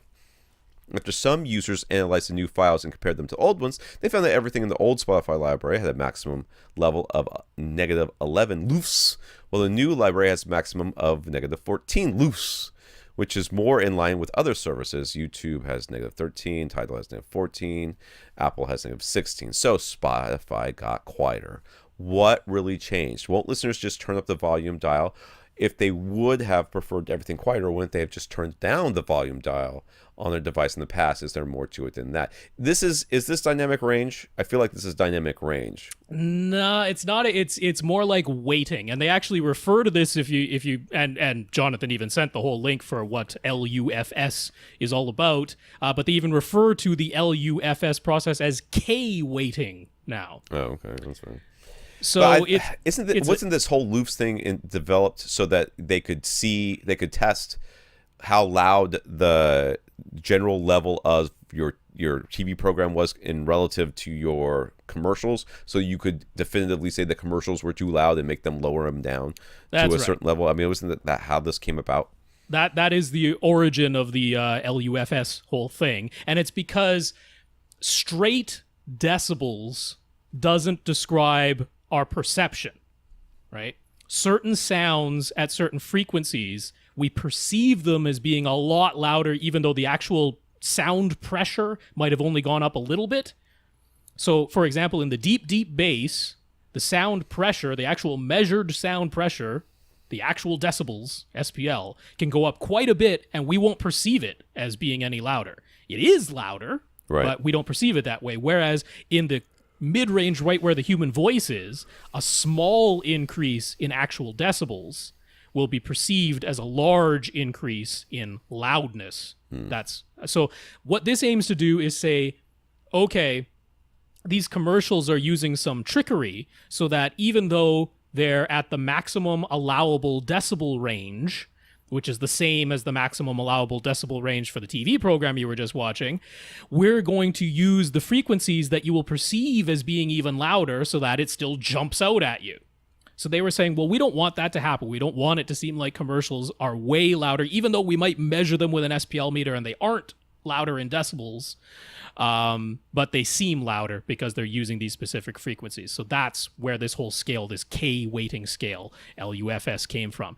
So what they're doing here is it's basically applying a filter. It applies a high pass filter to the signal so that it sort of ignores the low bass, which, like we said, can go way up in decibels, even though you might not notice it. And it actually, on the graph, makes it look like the higher and mid-range frequencies are even louder than they are, because that's how we perceive them. We perceive them as being even louder than they are. And then it says, okay, so now with this sort of, you can almost think of it as just an offset table, right? For each frequency, we're going to offset the actual decibel level by this much so that it represents our perception of that frequency. And then we're going to use that as our scale. And so at 1 kilohertz, a 1 decibel increase is supposed to equal a 1 LUFS increase at 1 kilohertz. But everything, on either side of 1 kilohertz is offset by this new K weighting scale. Okay. So now they're saying with this new scale, everything has to have a maximum level of minus 14, which could end up being in the mid-range something like minus 20 on a regular decibel scale, right? It's using this extra offset on it. So it's not just that everything got quieter. Everything got quieter would just be lowering the decibel range. Right. But it's not that. It's not that. It's lowering our perception. Right. But the other part of it is that it's supposed to mean that the sounds where you can increase the actual decibels a whole lot, but we don't perceive it that way, well, they can still get louder under this new scale, right? Mm-hmm. So you can have really loud bass. That's okay under this new scale. You just got to make sure that our perception of the mid-range isn't going to be blaringly loud. So all of this comes back to basically saying, just stop mastering all the music at DBFS regardless of the frequency. Just stop doing it. That's what they're trying to, like, this was whole Apple's Master for iTunes initiative. Yeah. It was the same thing. They're like, stop it. Mm-hmm. You stupid mastering engineers, stop it. Knock it off. Right? And they're actually going to implement this weighting so that even if you do that, stupid mastering engineer who just decided to peg everything as loud as it can possibly go, even if you decide to do that, it's not going to sound any louder than anybody else's music, so knock it off. Right. That's really what they're going after. I spent a lot of time recently. I don't know why. I've been thinking a lot about movies, and I've been thinking about how much we assign blame when we watch a movie as to why something is as awful as it is. When we watch a movie like Batman v Superman, right? It's a movie that I absolutely hated. It's very easy as somebody who's sitting in a chair watching this thing to say, this is terrible. A lot of people, and I see this happen online all the time, a lot of people don't like, what's his name's portrayal of Superman. Henry Cavill. Yeah. I don't think there's probably, I've seen this guy in other stuff. The guy can act. I mean, he's a talented actor. So you're telling me that he is personally screwing up Superman? I can't believe that's the case. I can't believe that it's not like the director's going, this is what I want you to give me, and he does something. He's like, nope, that's not it. That's too, what would actually be good. Let me, or it's the editing, or it's this, or it is a cavalcade of people. I cannot blame the mastering engineer for mastering it the way it is, because I believe that many mastering engineers won't want to do that. They're being told to by the record label, or the artist, or the manager of the artist, or some associate over here, or something like that, or they're getting pressure from corporate, or something. So let's not assign blame necessarily to the recording engineer, but let's just say that this trend has got to stop. It's absolutely got to stop. This idea, and we've been complaining about it for a long time. I mean, ever since, was it with Dina that we talked about Metallica, or was that Liz? How Metallica put out an album that was pretty much pegged. Yeah, which is even mentioned in the article that Jonathan sent, that specific thing. And it was pretty much pegged. I mean, it was the no dynamic range whatsoever. Everything was just completely, as loud as it could possibly get. And then they put out the Rock Band one, and they're like, oh, well, we have to make this sound more like our other songs that weren't this way. Therefore, it suddenly has more dynamic range. People are like, this is dumb. And if you can tell that there's no dynamic range in the Metallica song, it must be bad, because how much dynamic range could there have been to begin with? No, the important thing here is that Spotify is now in line with all the other services. Yeah, I think that's so. The whole point is, it doesn't matter what you do with the compressing the dynamic range, you're not going to sound louder than somebody else's song. That's the important thing to somebody has to do this over at Pandora as well, to be honest with you, because Pandora, there are songs that I play that I will just downvote, not because I don't like the song, but because I don't want to have to change the volume, because it's an older song. I don't want to change the volume to hear it, because everything else is all extremely loud. This other older song is not. I'm like, is there anything playing? Is there anything playing? I have to turn the volume up to even tell, because usually I have it on low background music. So, Craig, Craig is now a retired veteran from the U.S. Army. Thank you, sir. And he's had the itch to upgrade his sound system. He went for an LG C6 OLED and a Yamaha RX A2050 receiver with plans to do a full 5.2.4 Atmos setup. His center speaker is a JBL Northbridge 10. I think I had these. No, maybe not. I don't know. His front, left, and right speakers are a pair of ADS L710s that are 30 years old. Yes, I've actually had those JBL speakers before. I've heard them quite a bit. He's bought a 5.1 SVS satellite speaker package plus one additional SVS satellite. And he's using those as his surrounds and Atmos speakers. He paired the SVS SB1000 sub that came with the package with an old Infinity 8-inch sub that chuffs badly. Turn that sub off and throw it away, sir. Thank you. First, he's enjoyed his L710s, but they're in need of repair at this point. Some crossover components, woofer surrounds, and potentially new tweeter replacements would all be on deck. How does he know the crossover needs to be fixed? That's a weird one. The rest of it I get, but I don't know how he knows the crossover components need to be fixed. Anyways, he's willing to spend upwards of $2,000 for new front towers. Should he bother with repairs? Should he get some SVS Ultra towers? Should he consider other towers from other brands, maybe Golden Ear Tritons or something else? How have you liked those Prime satellites? That is the first question that came to my mind. Like, do you like the Prime satellites? In which case, you should be comfortable going with SVS. Imagine that the rest of their speakers are going to sound as good, if not better. So, yeah. I mean, we can always adjust our speakers. You know, I've got a Pyrian. He's got whatever, Sand Acoustics. There's RBH. There's ton of stuff out there, but if you have a speaker company that you're comfortable with and that you like, I would go with them. Do I think it's worth repairing these speakers? I don't know.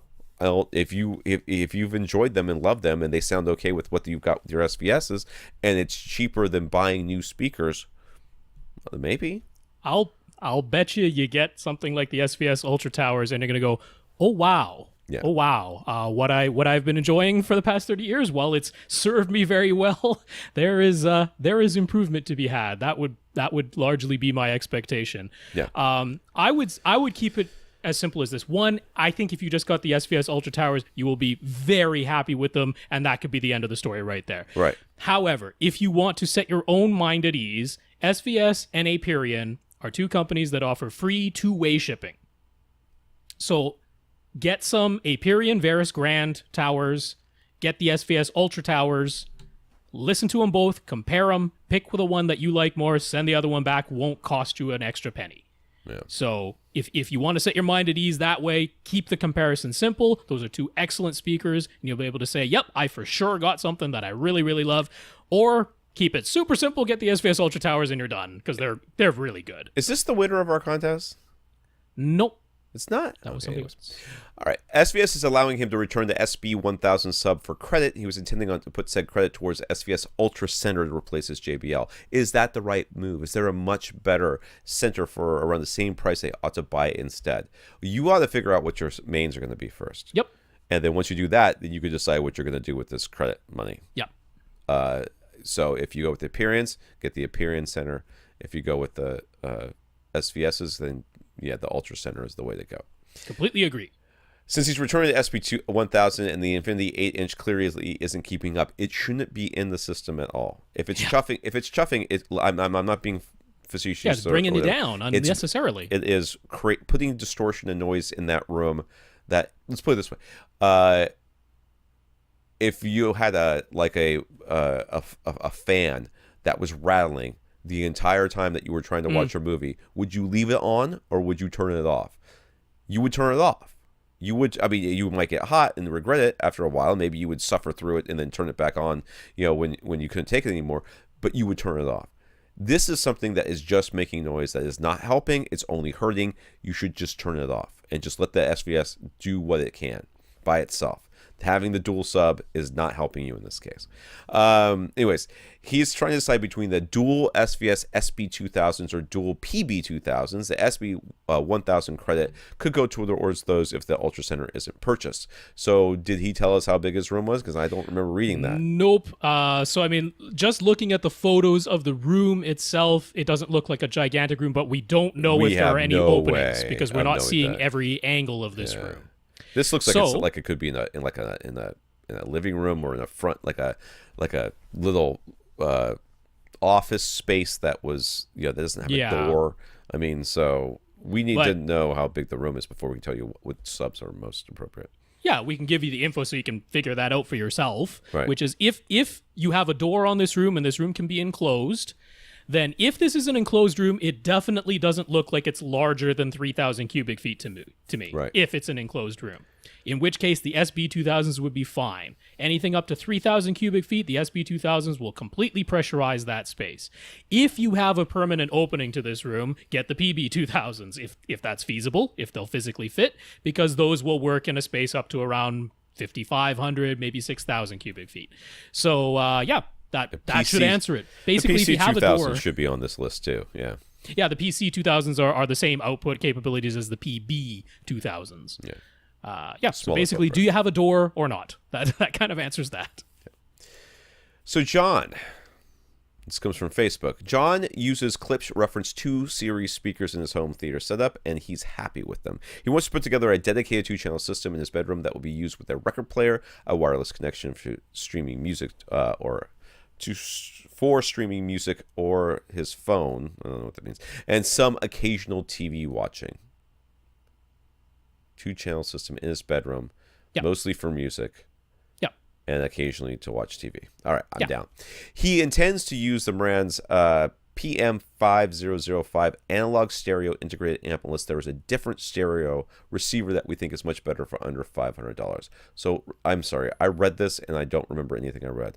2-channel system in his bedroom, record player, so vinyl, wireless connection, so maybe it's a Bluetooth, and it's probably an HDMI port of some sort, or maybe wouldn't have to be that. Wouldn't have to be that because it's just stereo just 2 for TV, channels, so it could be an optical, or be just stereo RCA. Yeah, RCAs. Okay, all right, I'm down. I'm sorry.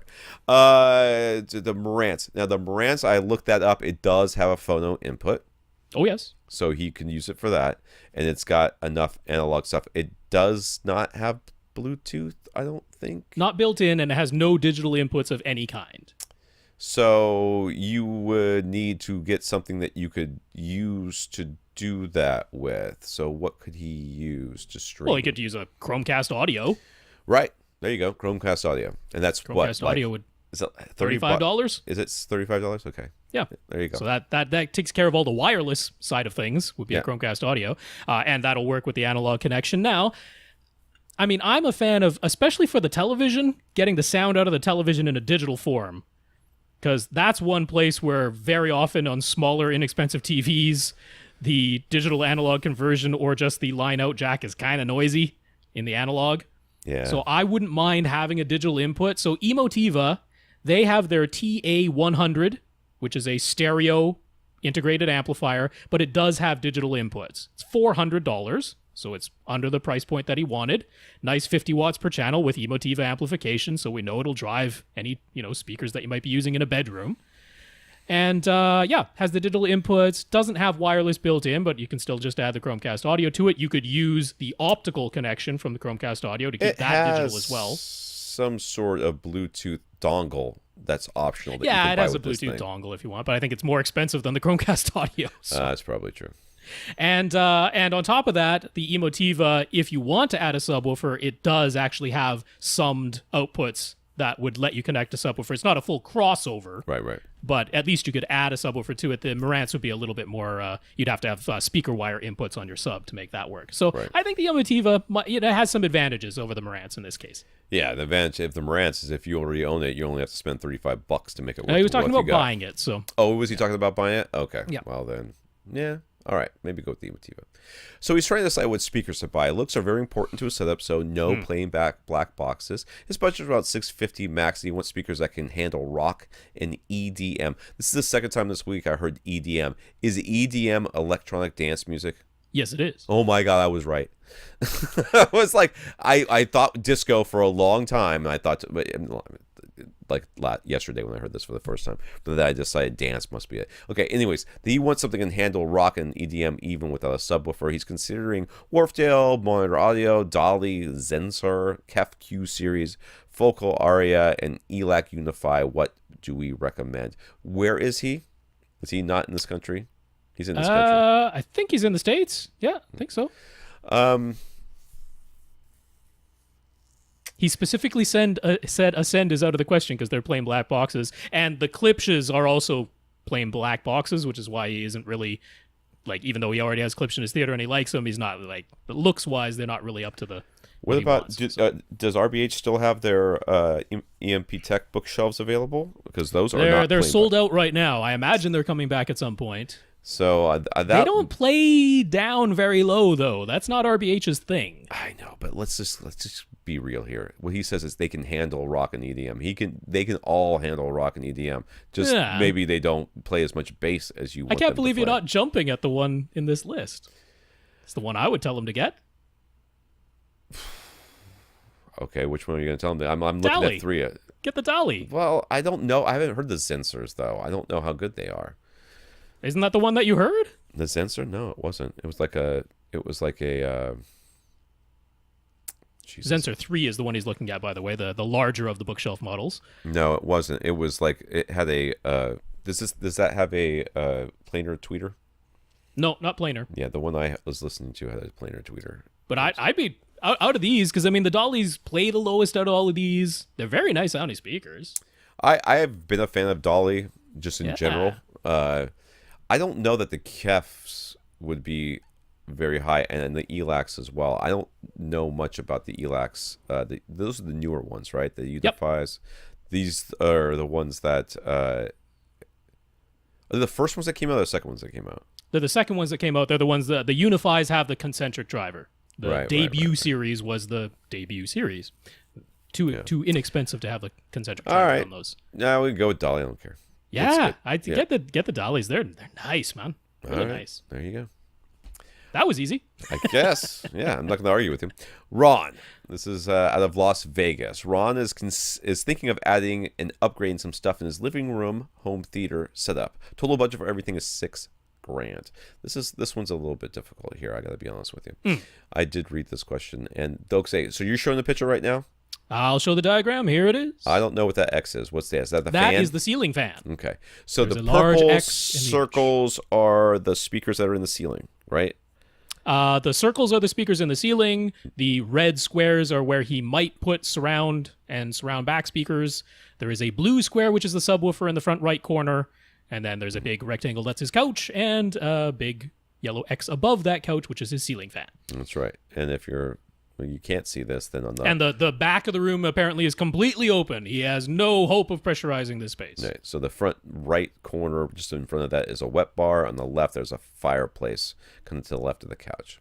That's right. So first for the visual part, he'd like to add a projector and an electric roll-down screen in the 120 to 135-inch range to drop down in front of his 80-inch Vizio flat panel. Light output is high priority as the room is not fully dark during the day, and he's thinking 1080p as he sits 11 feet away, so 4K wouldn't matter, unless 4K or Wobble K models with HDR will get him better color and such when the room is dark at night. So what do we suggest for projector and motorized screen? The motorized screens that we recommend are Elite. So you're going to look at the Elite screens to check those out. And for the projector, you will have to ask Rob. Luckily, he's here. So, yes. So, I mean, first on the screen front, I'm going to suggest in this case that you do go for what they would call an ambient light rejecting screen. Because he's saying that that's important to him. He's never going to have full light control in this room. And Elite does offer such a thing. Right now, it's called their Cinegray 5D. Because, of course, there are 5 dimensions. Sure. But Cinegray 5D It works quite nicely. It does have the gray tint to it, so that if you have light in the room, that's what black is. Look at the screen without anything playing. That's black. That's as black as things can be. So having the gray tint to it does mean a deeper black level when you have some ambient light. But overall, it's a nice screen. You can get it in a tab tension design. It's their Starling tab tension screen with the Cinegray screen material. That's gonna run you, the retail price on that is $1,400, but being elite, you can find it for less than that.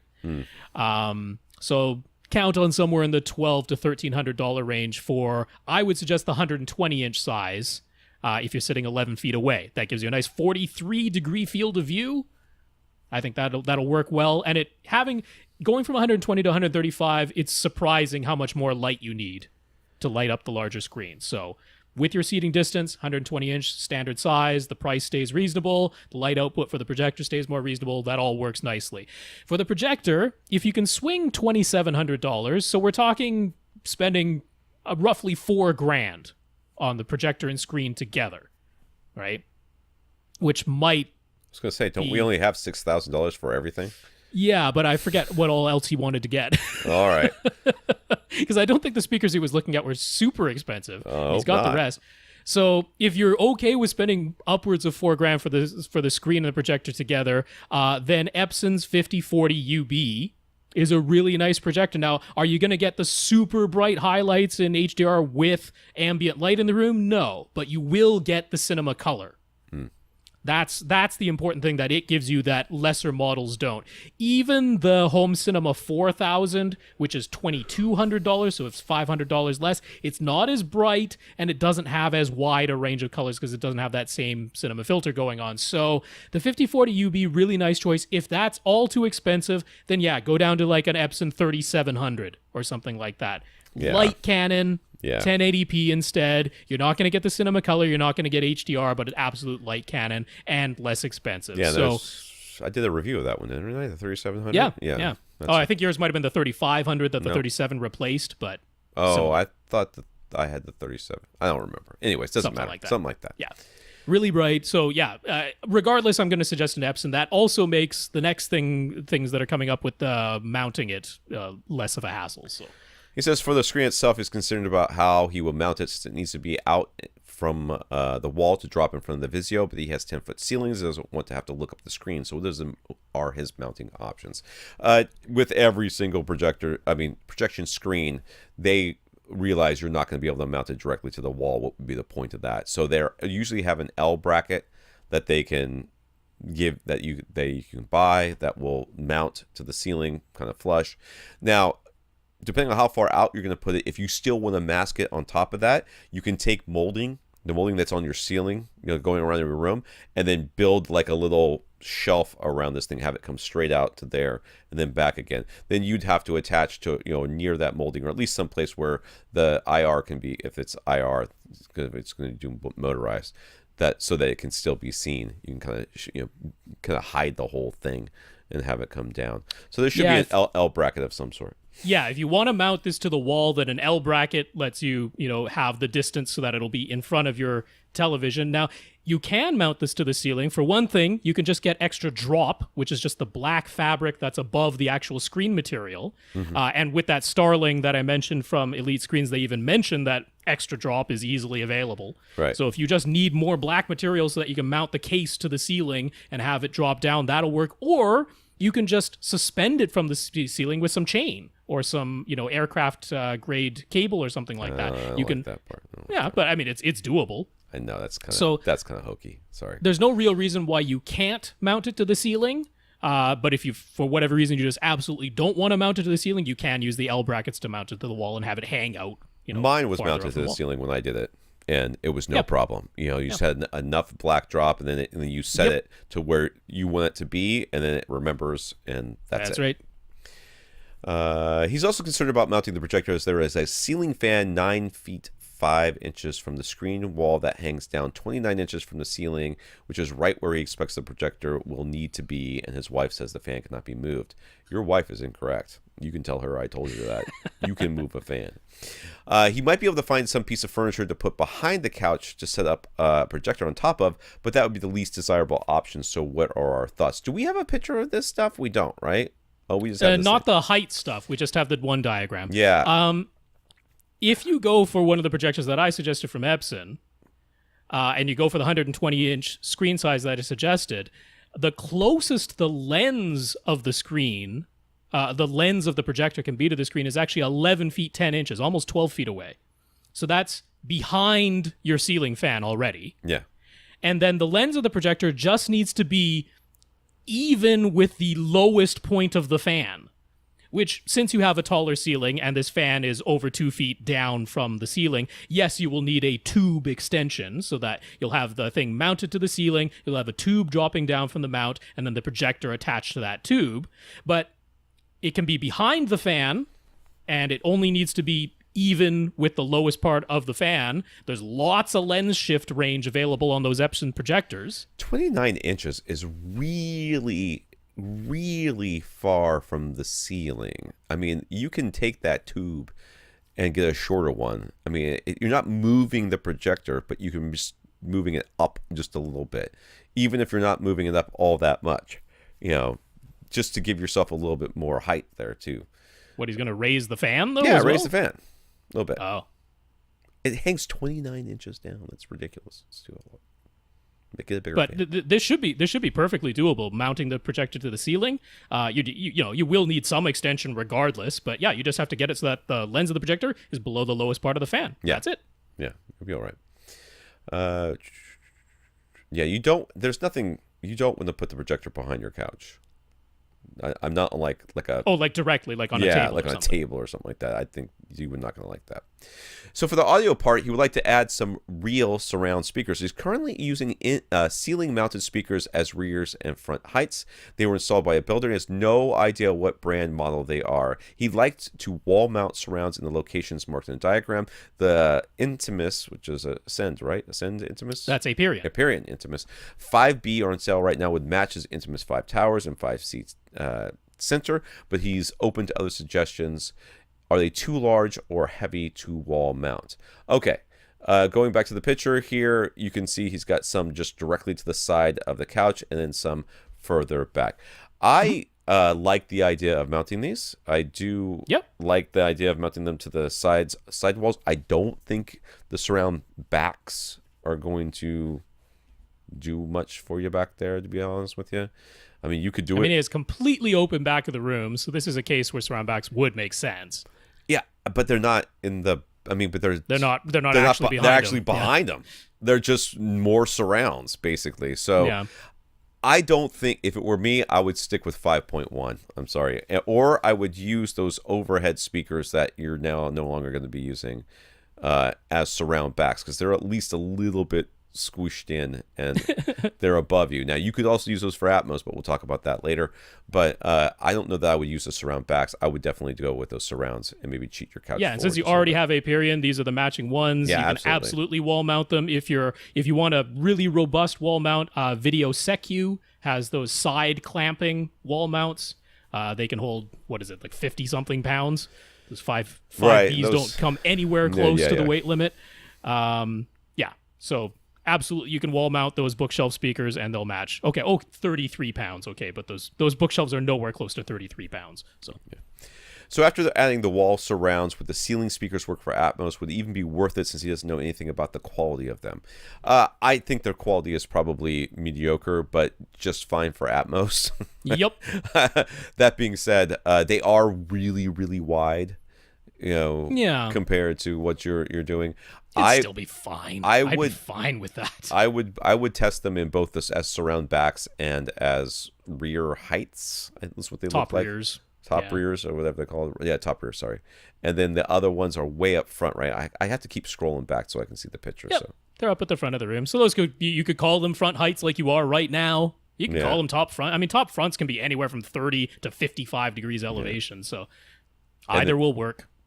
That center one you would just not plug in to anything. Correct. Which he's not using it. So I have to scroll back down. His receiver. He would like a receiver that will last through upgrading to 4K in the future, even if he stays 1080p for now. And if the ceiling speakers will work for Atmos, then he'll need that. Otherwise, 7.1 or 2 would be enough. So what should he buy? Okay. I'm going to make might be a more controversial suggestion than I've ever made on this podcast before. I would not suggest worrying about what you might do in the future with 4K and all these other things. You know what you're going to have right now. That's what I would buy for. I would not worry about Atmos. I mean, not Atmos. I would not worry about, HDR, all this other stuff. He might be getting an HDR projector.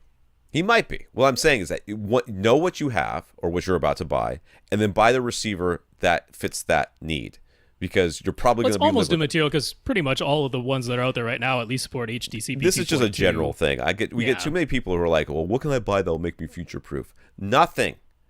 Nothing makes you future-proof. All the things that say are future-proof, they're not. Because no one knows what the future is going to be. They're going to change something. I mean, I bought the X4000. I was like, man, Atmos, that's never going to take off. And here we are, like 4 years later. I'm like thinking to myself, I should have gotten an Atmos receiver. But even if I had, it wouldn't have HDMI 2.0 and HDCP 2.2 and all this other stuff. There is no future-proofing. So get what you want, which means you're going to want something that is going to be 5 point however many. And then you're going to have four overhead speakers. So, you're going to need a 9-channel capable receiver that has the very good room correction because you have a challenging room, we'll say. So Odyssey Multi-QXT32 with the sub-EQ HD.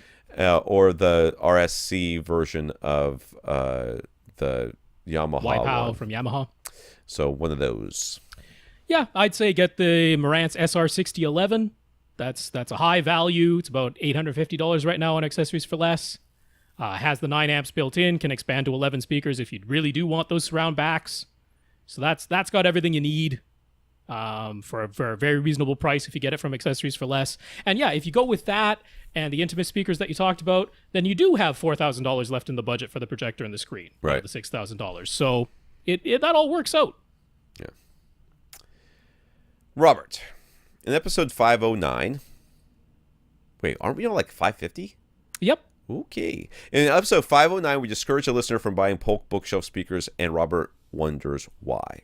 He owns some 15-year-old Polk RTI 6s. Is that what it is? RTI or RT16s? I can't tell.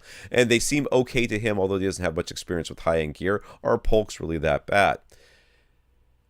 I mean, we give our suggestions based on our experience and what is the person is asking about, what their budgets are, and all the other considerations we come up with, or they come up with mostly.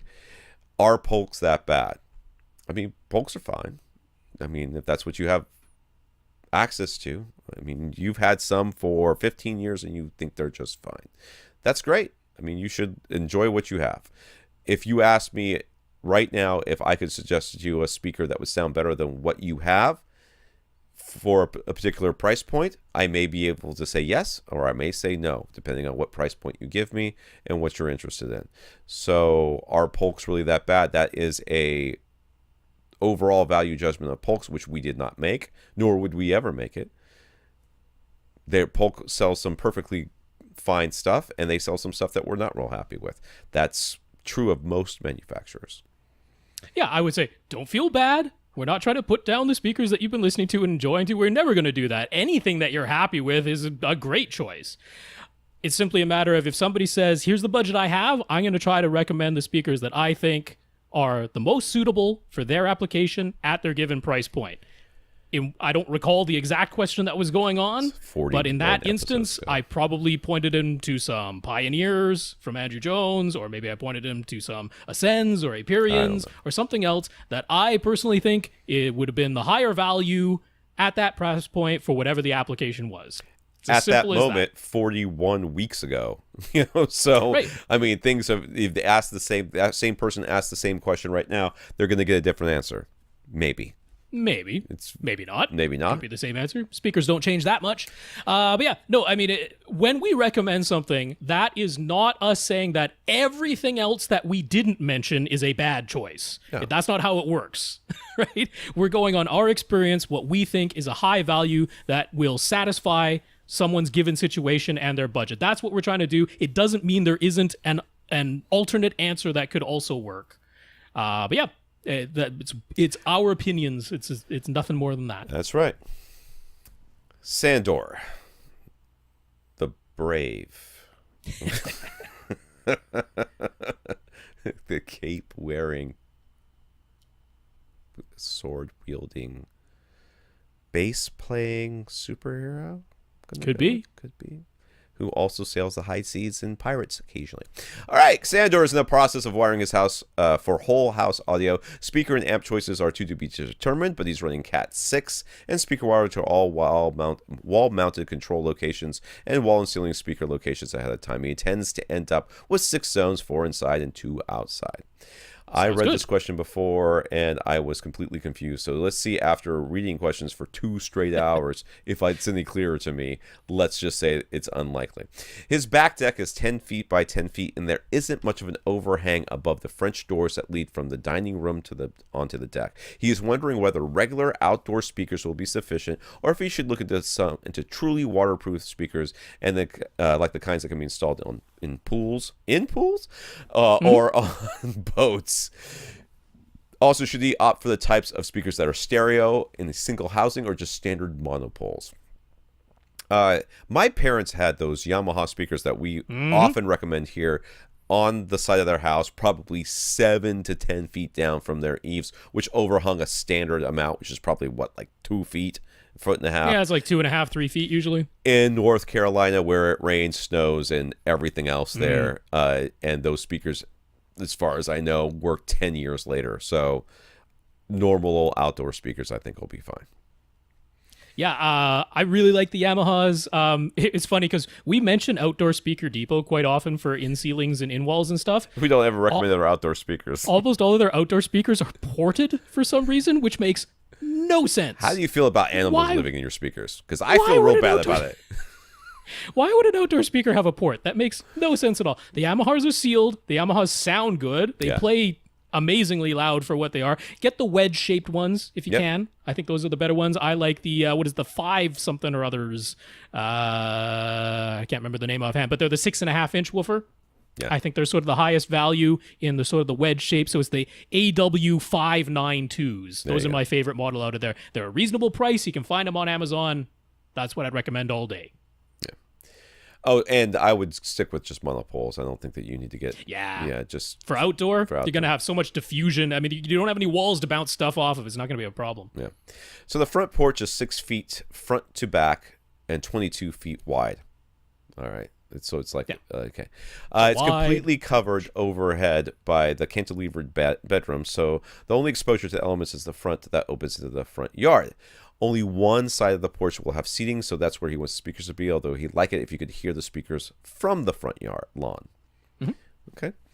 The soffits are all open right now for some reservations, so he's thinking that if in-ceiling speakers are a good option, now would be the time to install them in this location. But he wonders if regular outdoor speakers mounted to the walls would be better for projecting the sound out to the front lawn. What are our thoughts? Get another pair of the Yamahas. I don't think that the in-ceiling... I think the in-ceiling speakers would work better if you were only trying to keep the sound closer to the house. You're only worried about that. It's in order for it to project out onto the lawn the way that you're kind of suggesting, it would have to bounce off of something, maybe. And I mean, given that it's all enclosed and there's only the one opening, you'll probably get some weird reflections that actually do get the sound out there. But I mean, the Yamahas are so easy to deal with. Just that's easy solution to me. He'd like it to be price conscious and is hoping for speakers that are around $200 a pair for these outdoor speakers. Suggestions. I know those Yamahas can be found for $200 a pair because they're $220. They're $225 per pair on Amazon, but I don't think that's so much that's made them out of the question. Well, there's other options too from them. Those are the ones that you like best, but I think the ones I got my parents were. The ones I got my parents were definitely under $200 when I bought them. So yeah, because there's the 392s that are the 5.25-inch. That's probably what I got them. They're definitely under $200 a pair. So he says HTD sells a 6-zone, 6-input distribution amp. Should you go for that, or is there a better alternative? I couldn't believe how expensive it was. I didn't even click on that link, dude. I couldn't believe it because I had seen that before. HTD stands for Home Theater Direct. I had seen that thing before. I can't believe how expensive it is. It's crazy. It's over $2,000. Oh, It's over $2,000. It's over $2,000. So Parts Express sells Dayton. Dayton has a 6-zone, 6-source matrix thing. You can send any source to any zone or have all the zones play the same thing, whatever you want. Completely matrix. Has the wall plates just like this HDD one. Now, granted, the built-in amplifier for the Dayton one from Parts Express is only 25 watts per channel, but it has pre-outs, so if you need more wattage, you can add some inexpensive external amplifiers if you really need to. And it's, what is it, $700? Not even?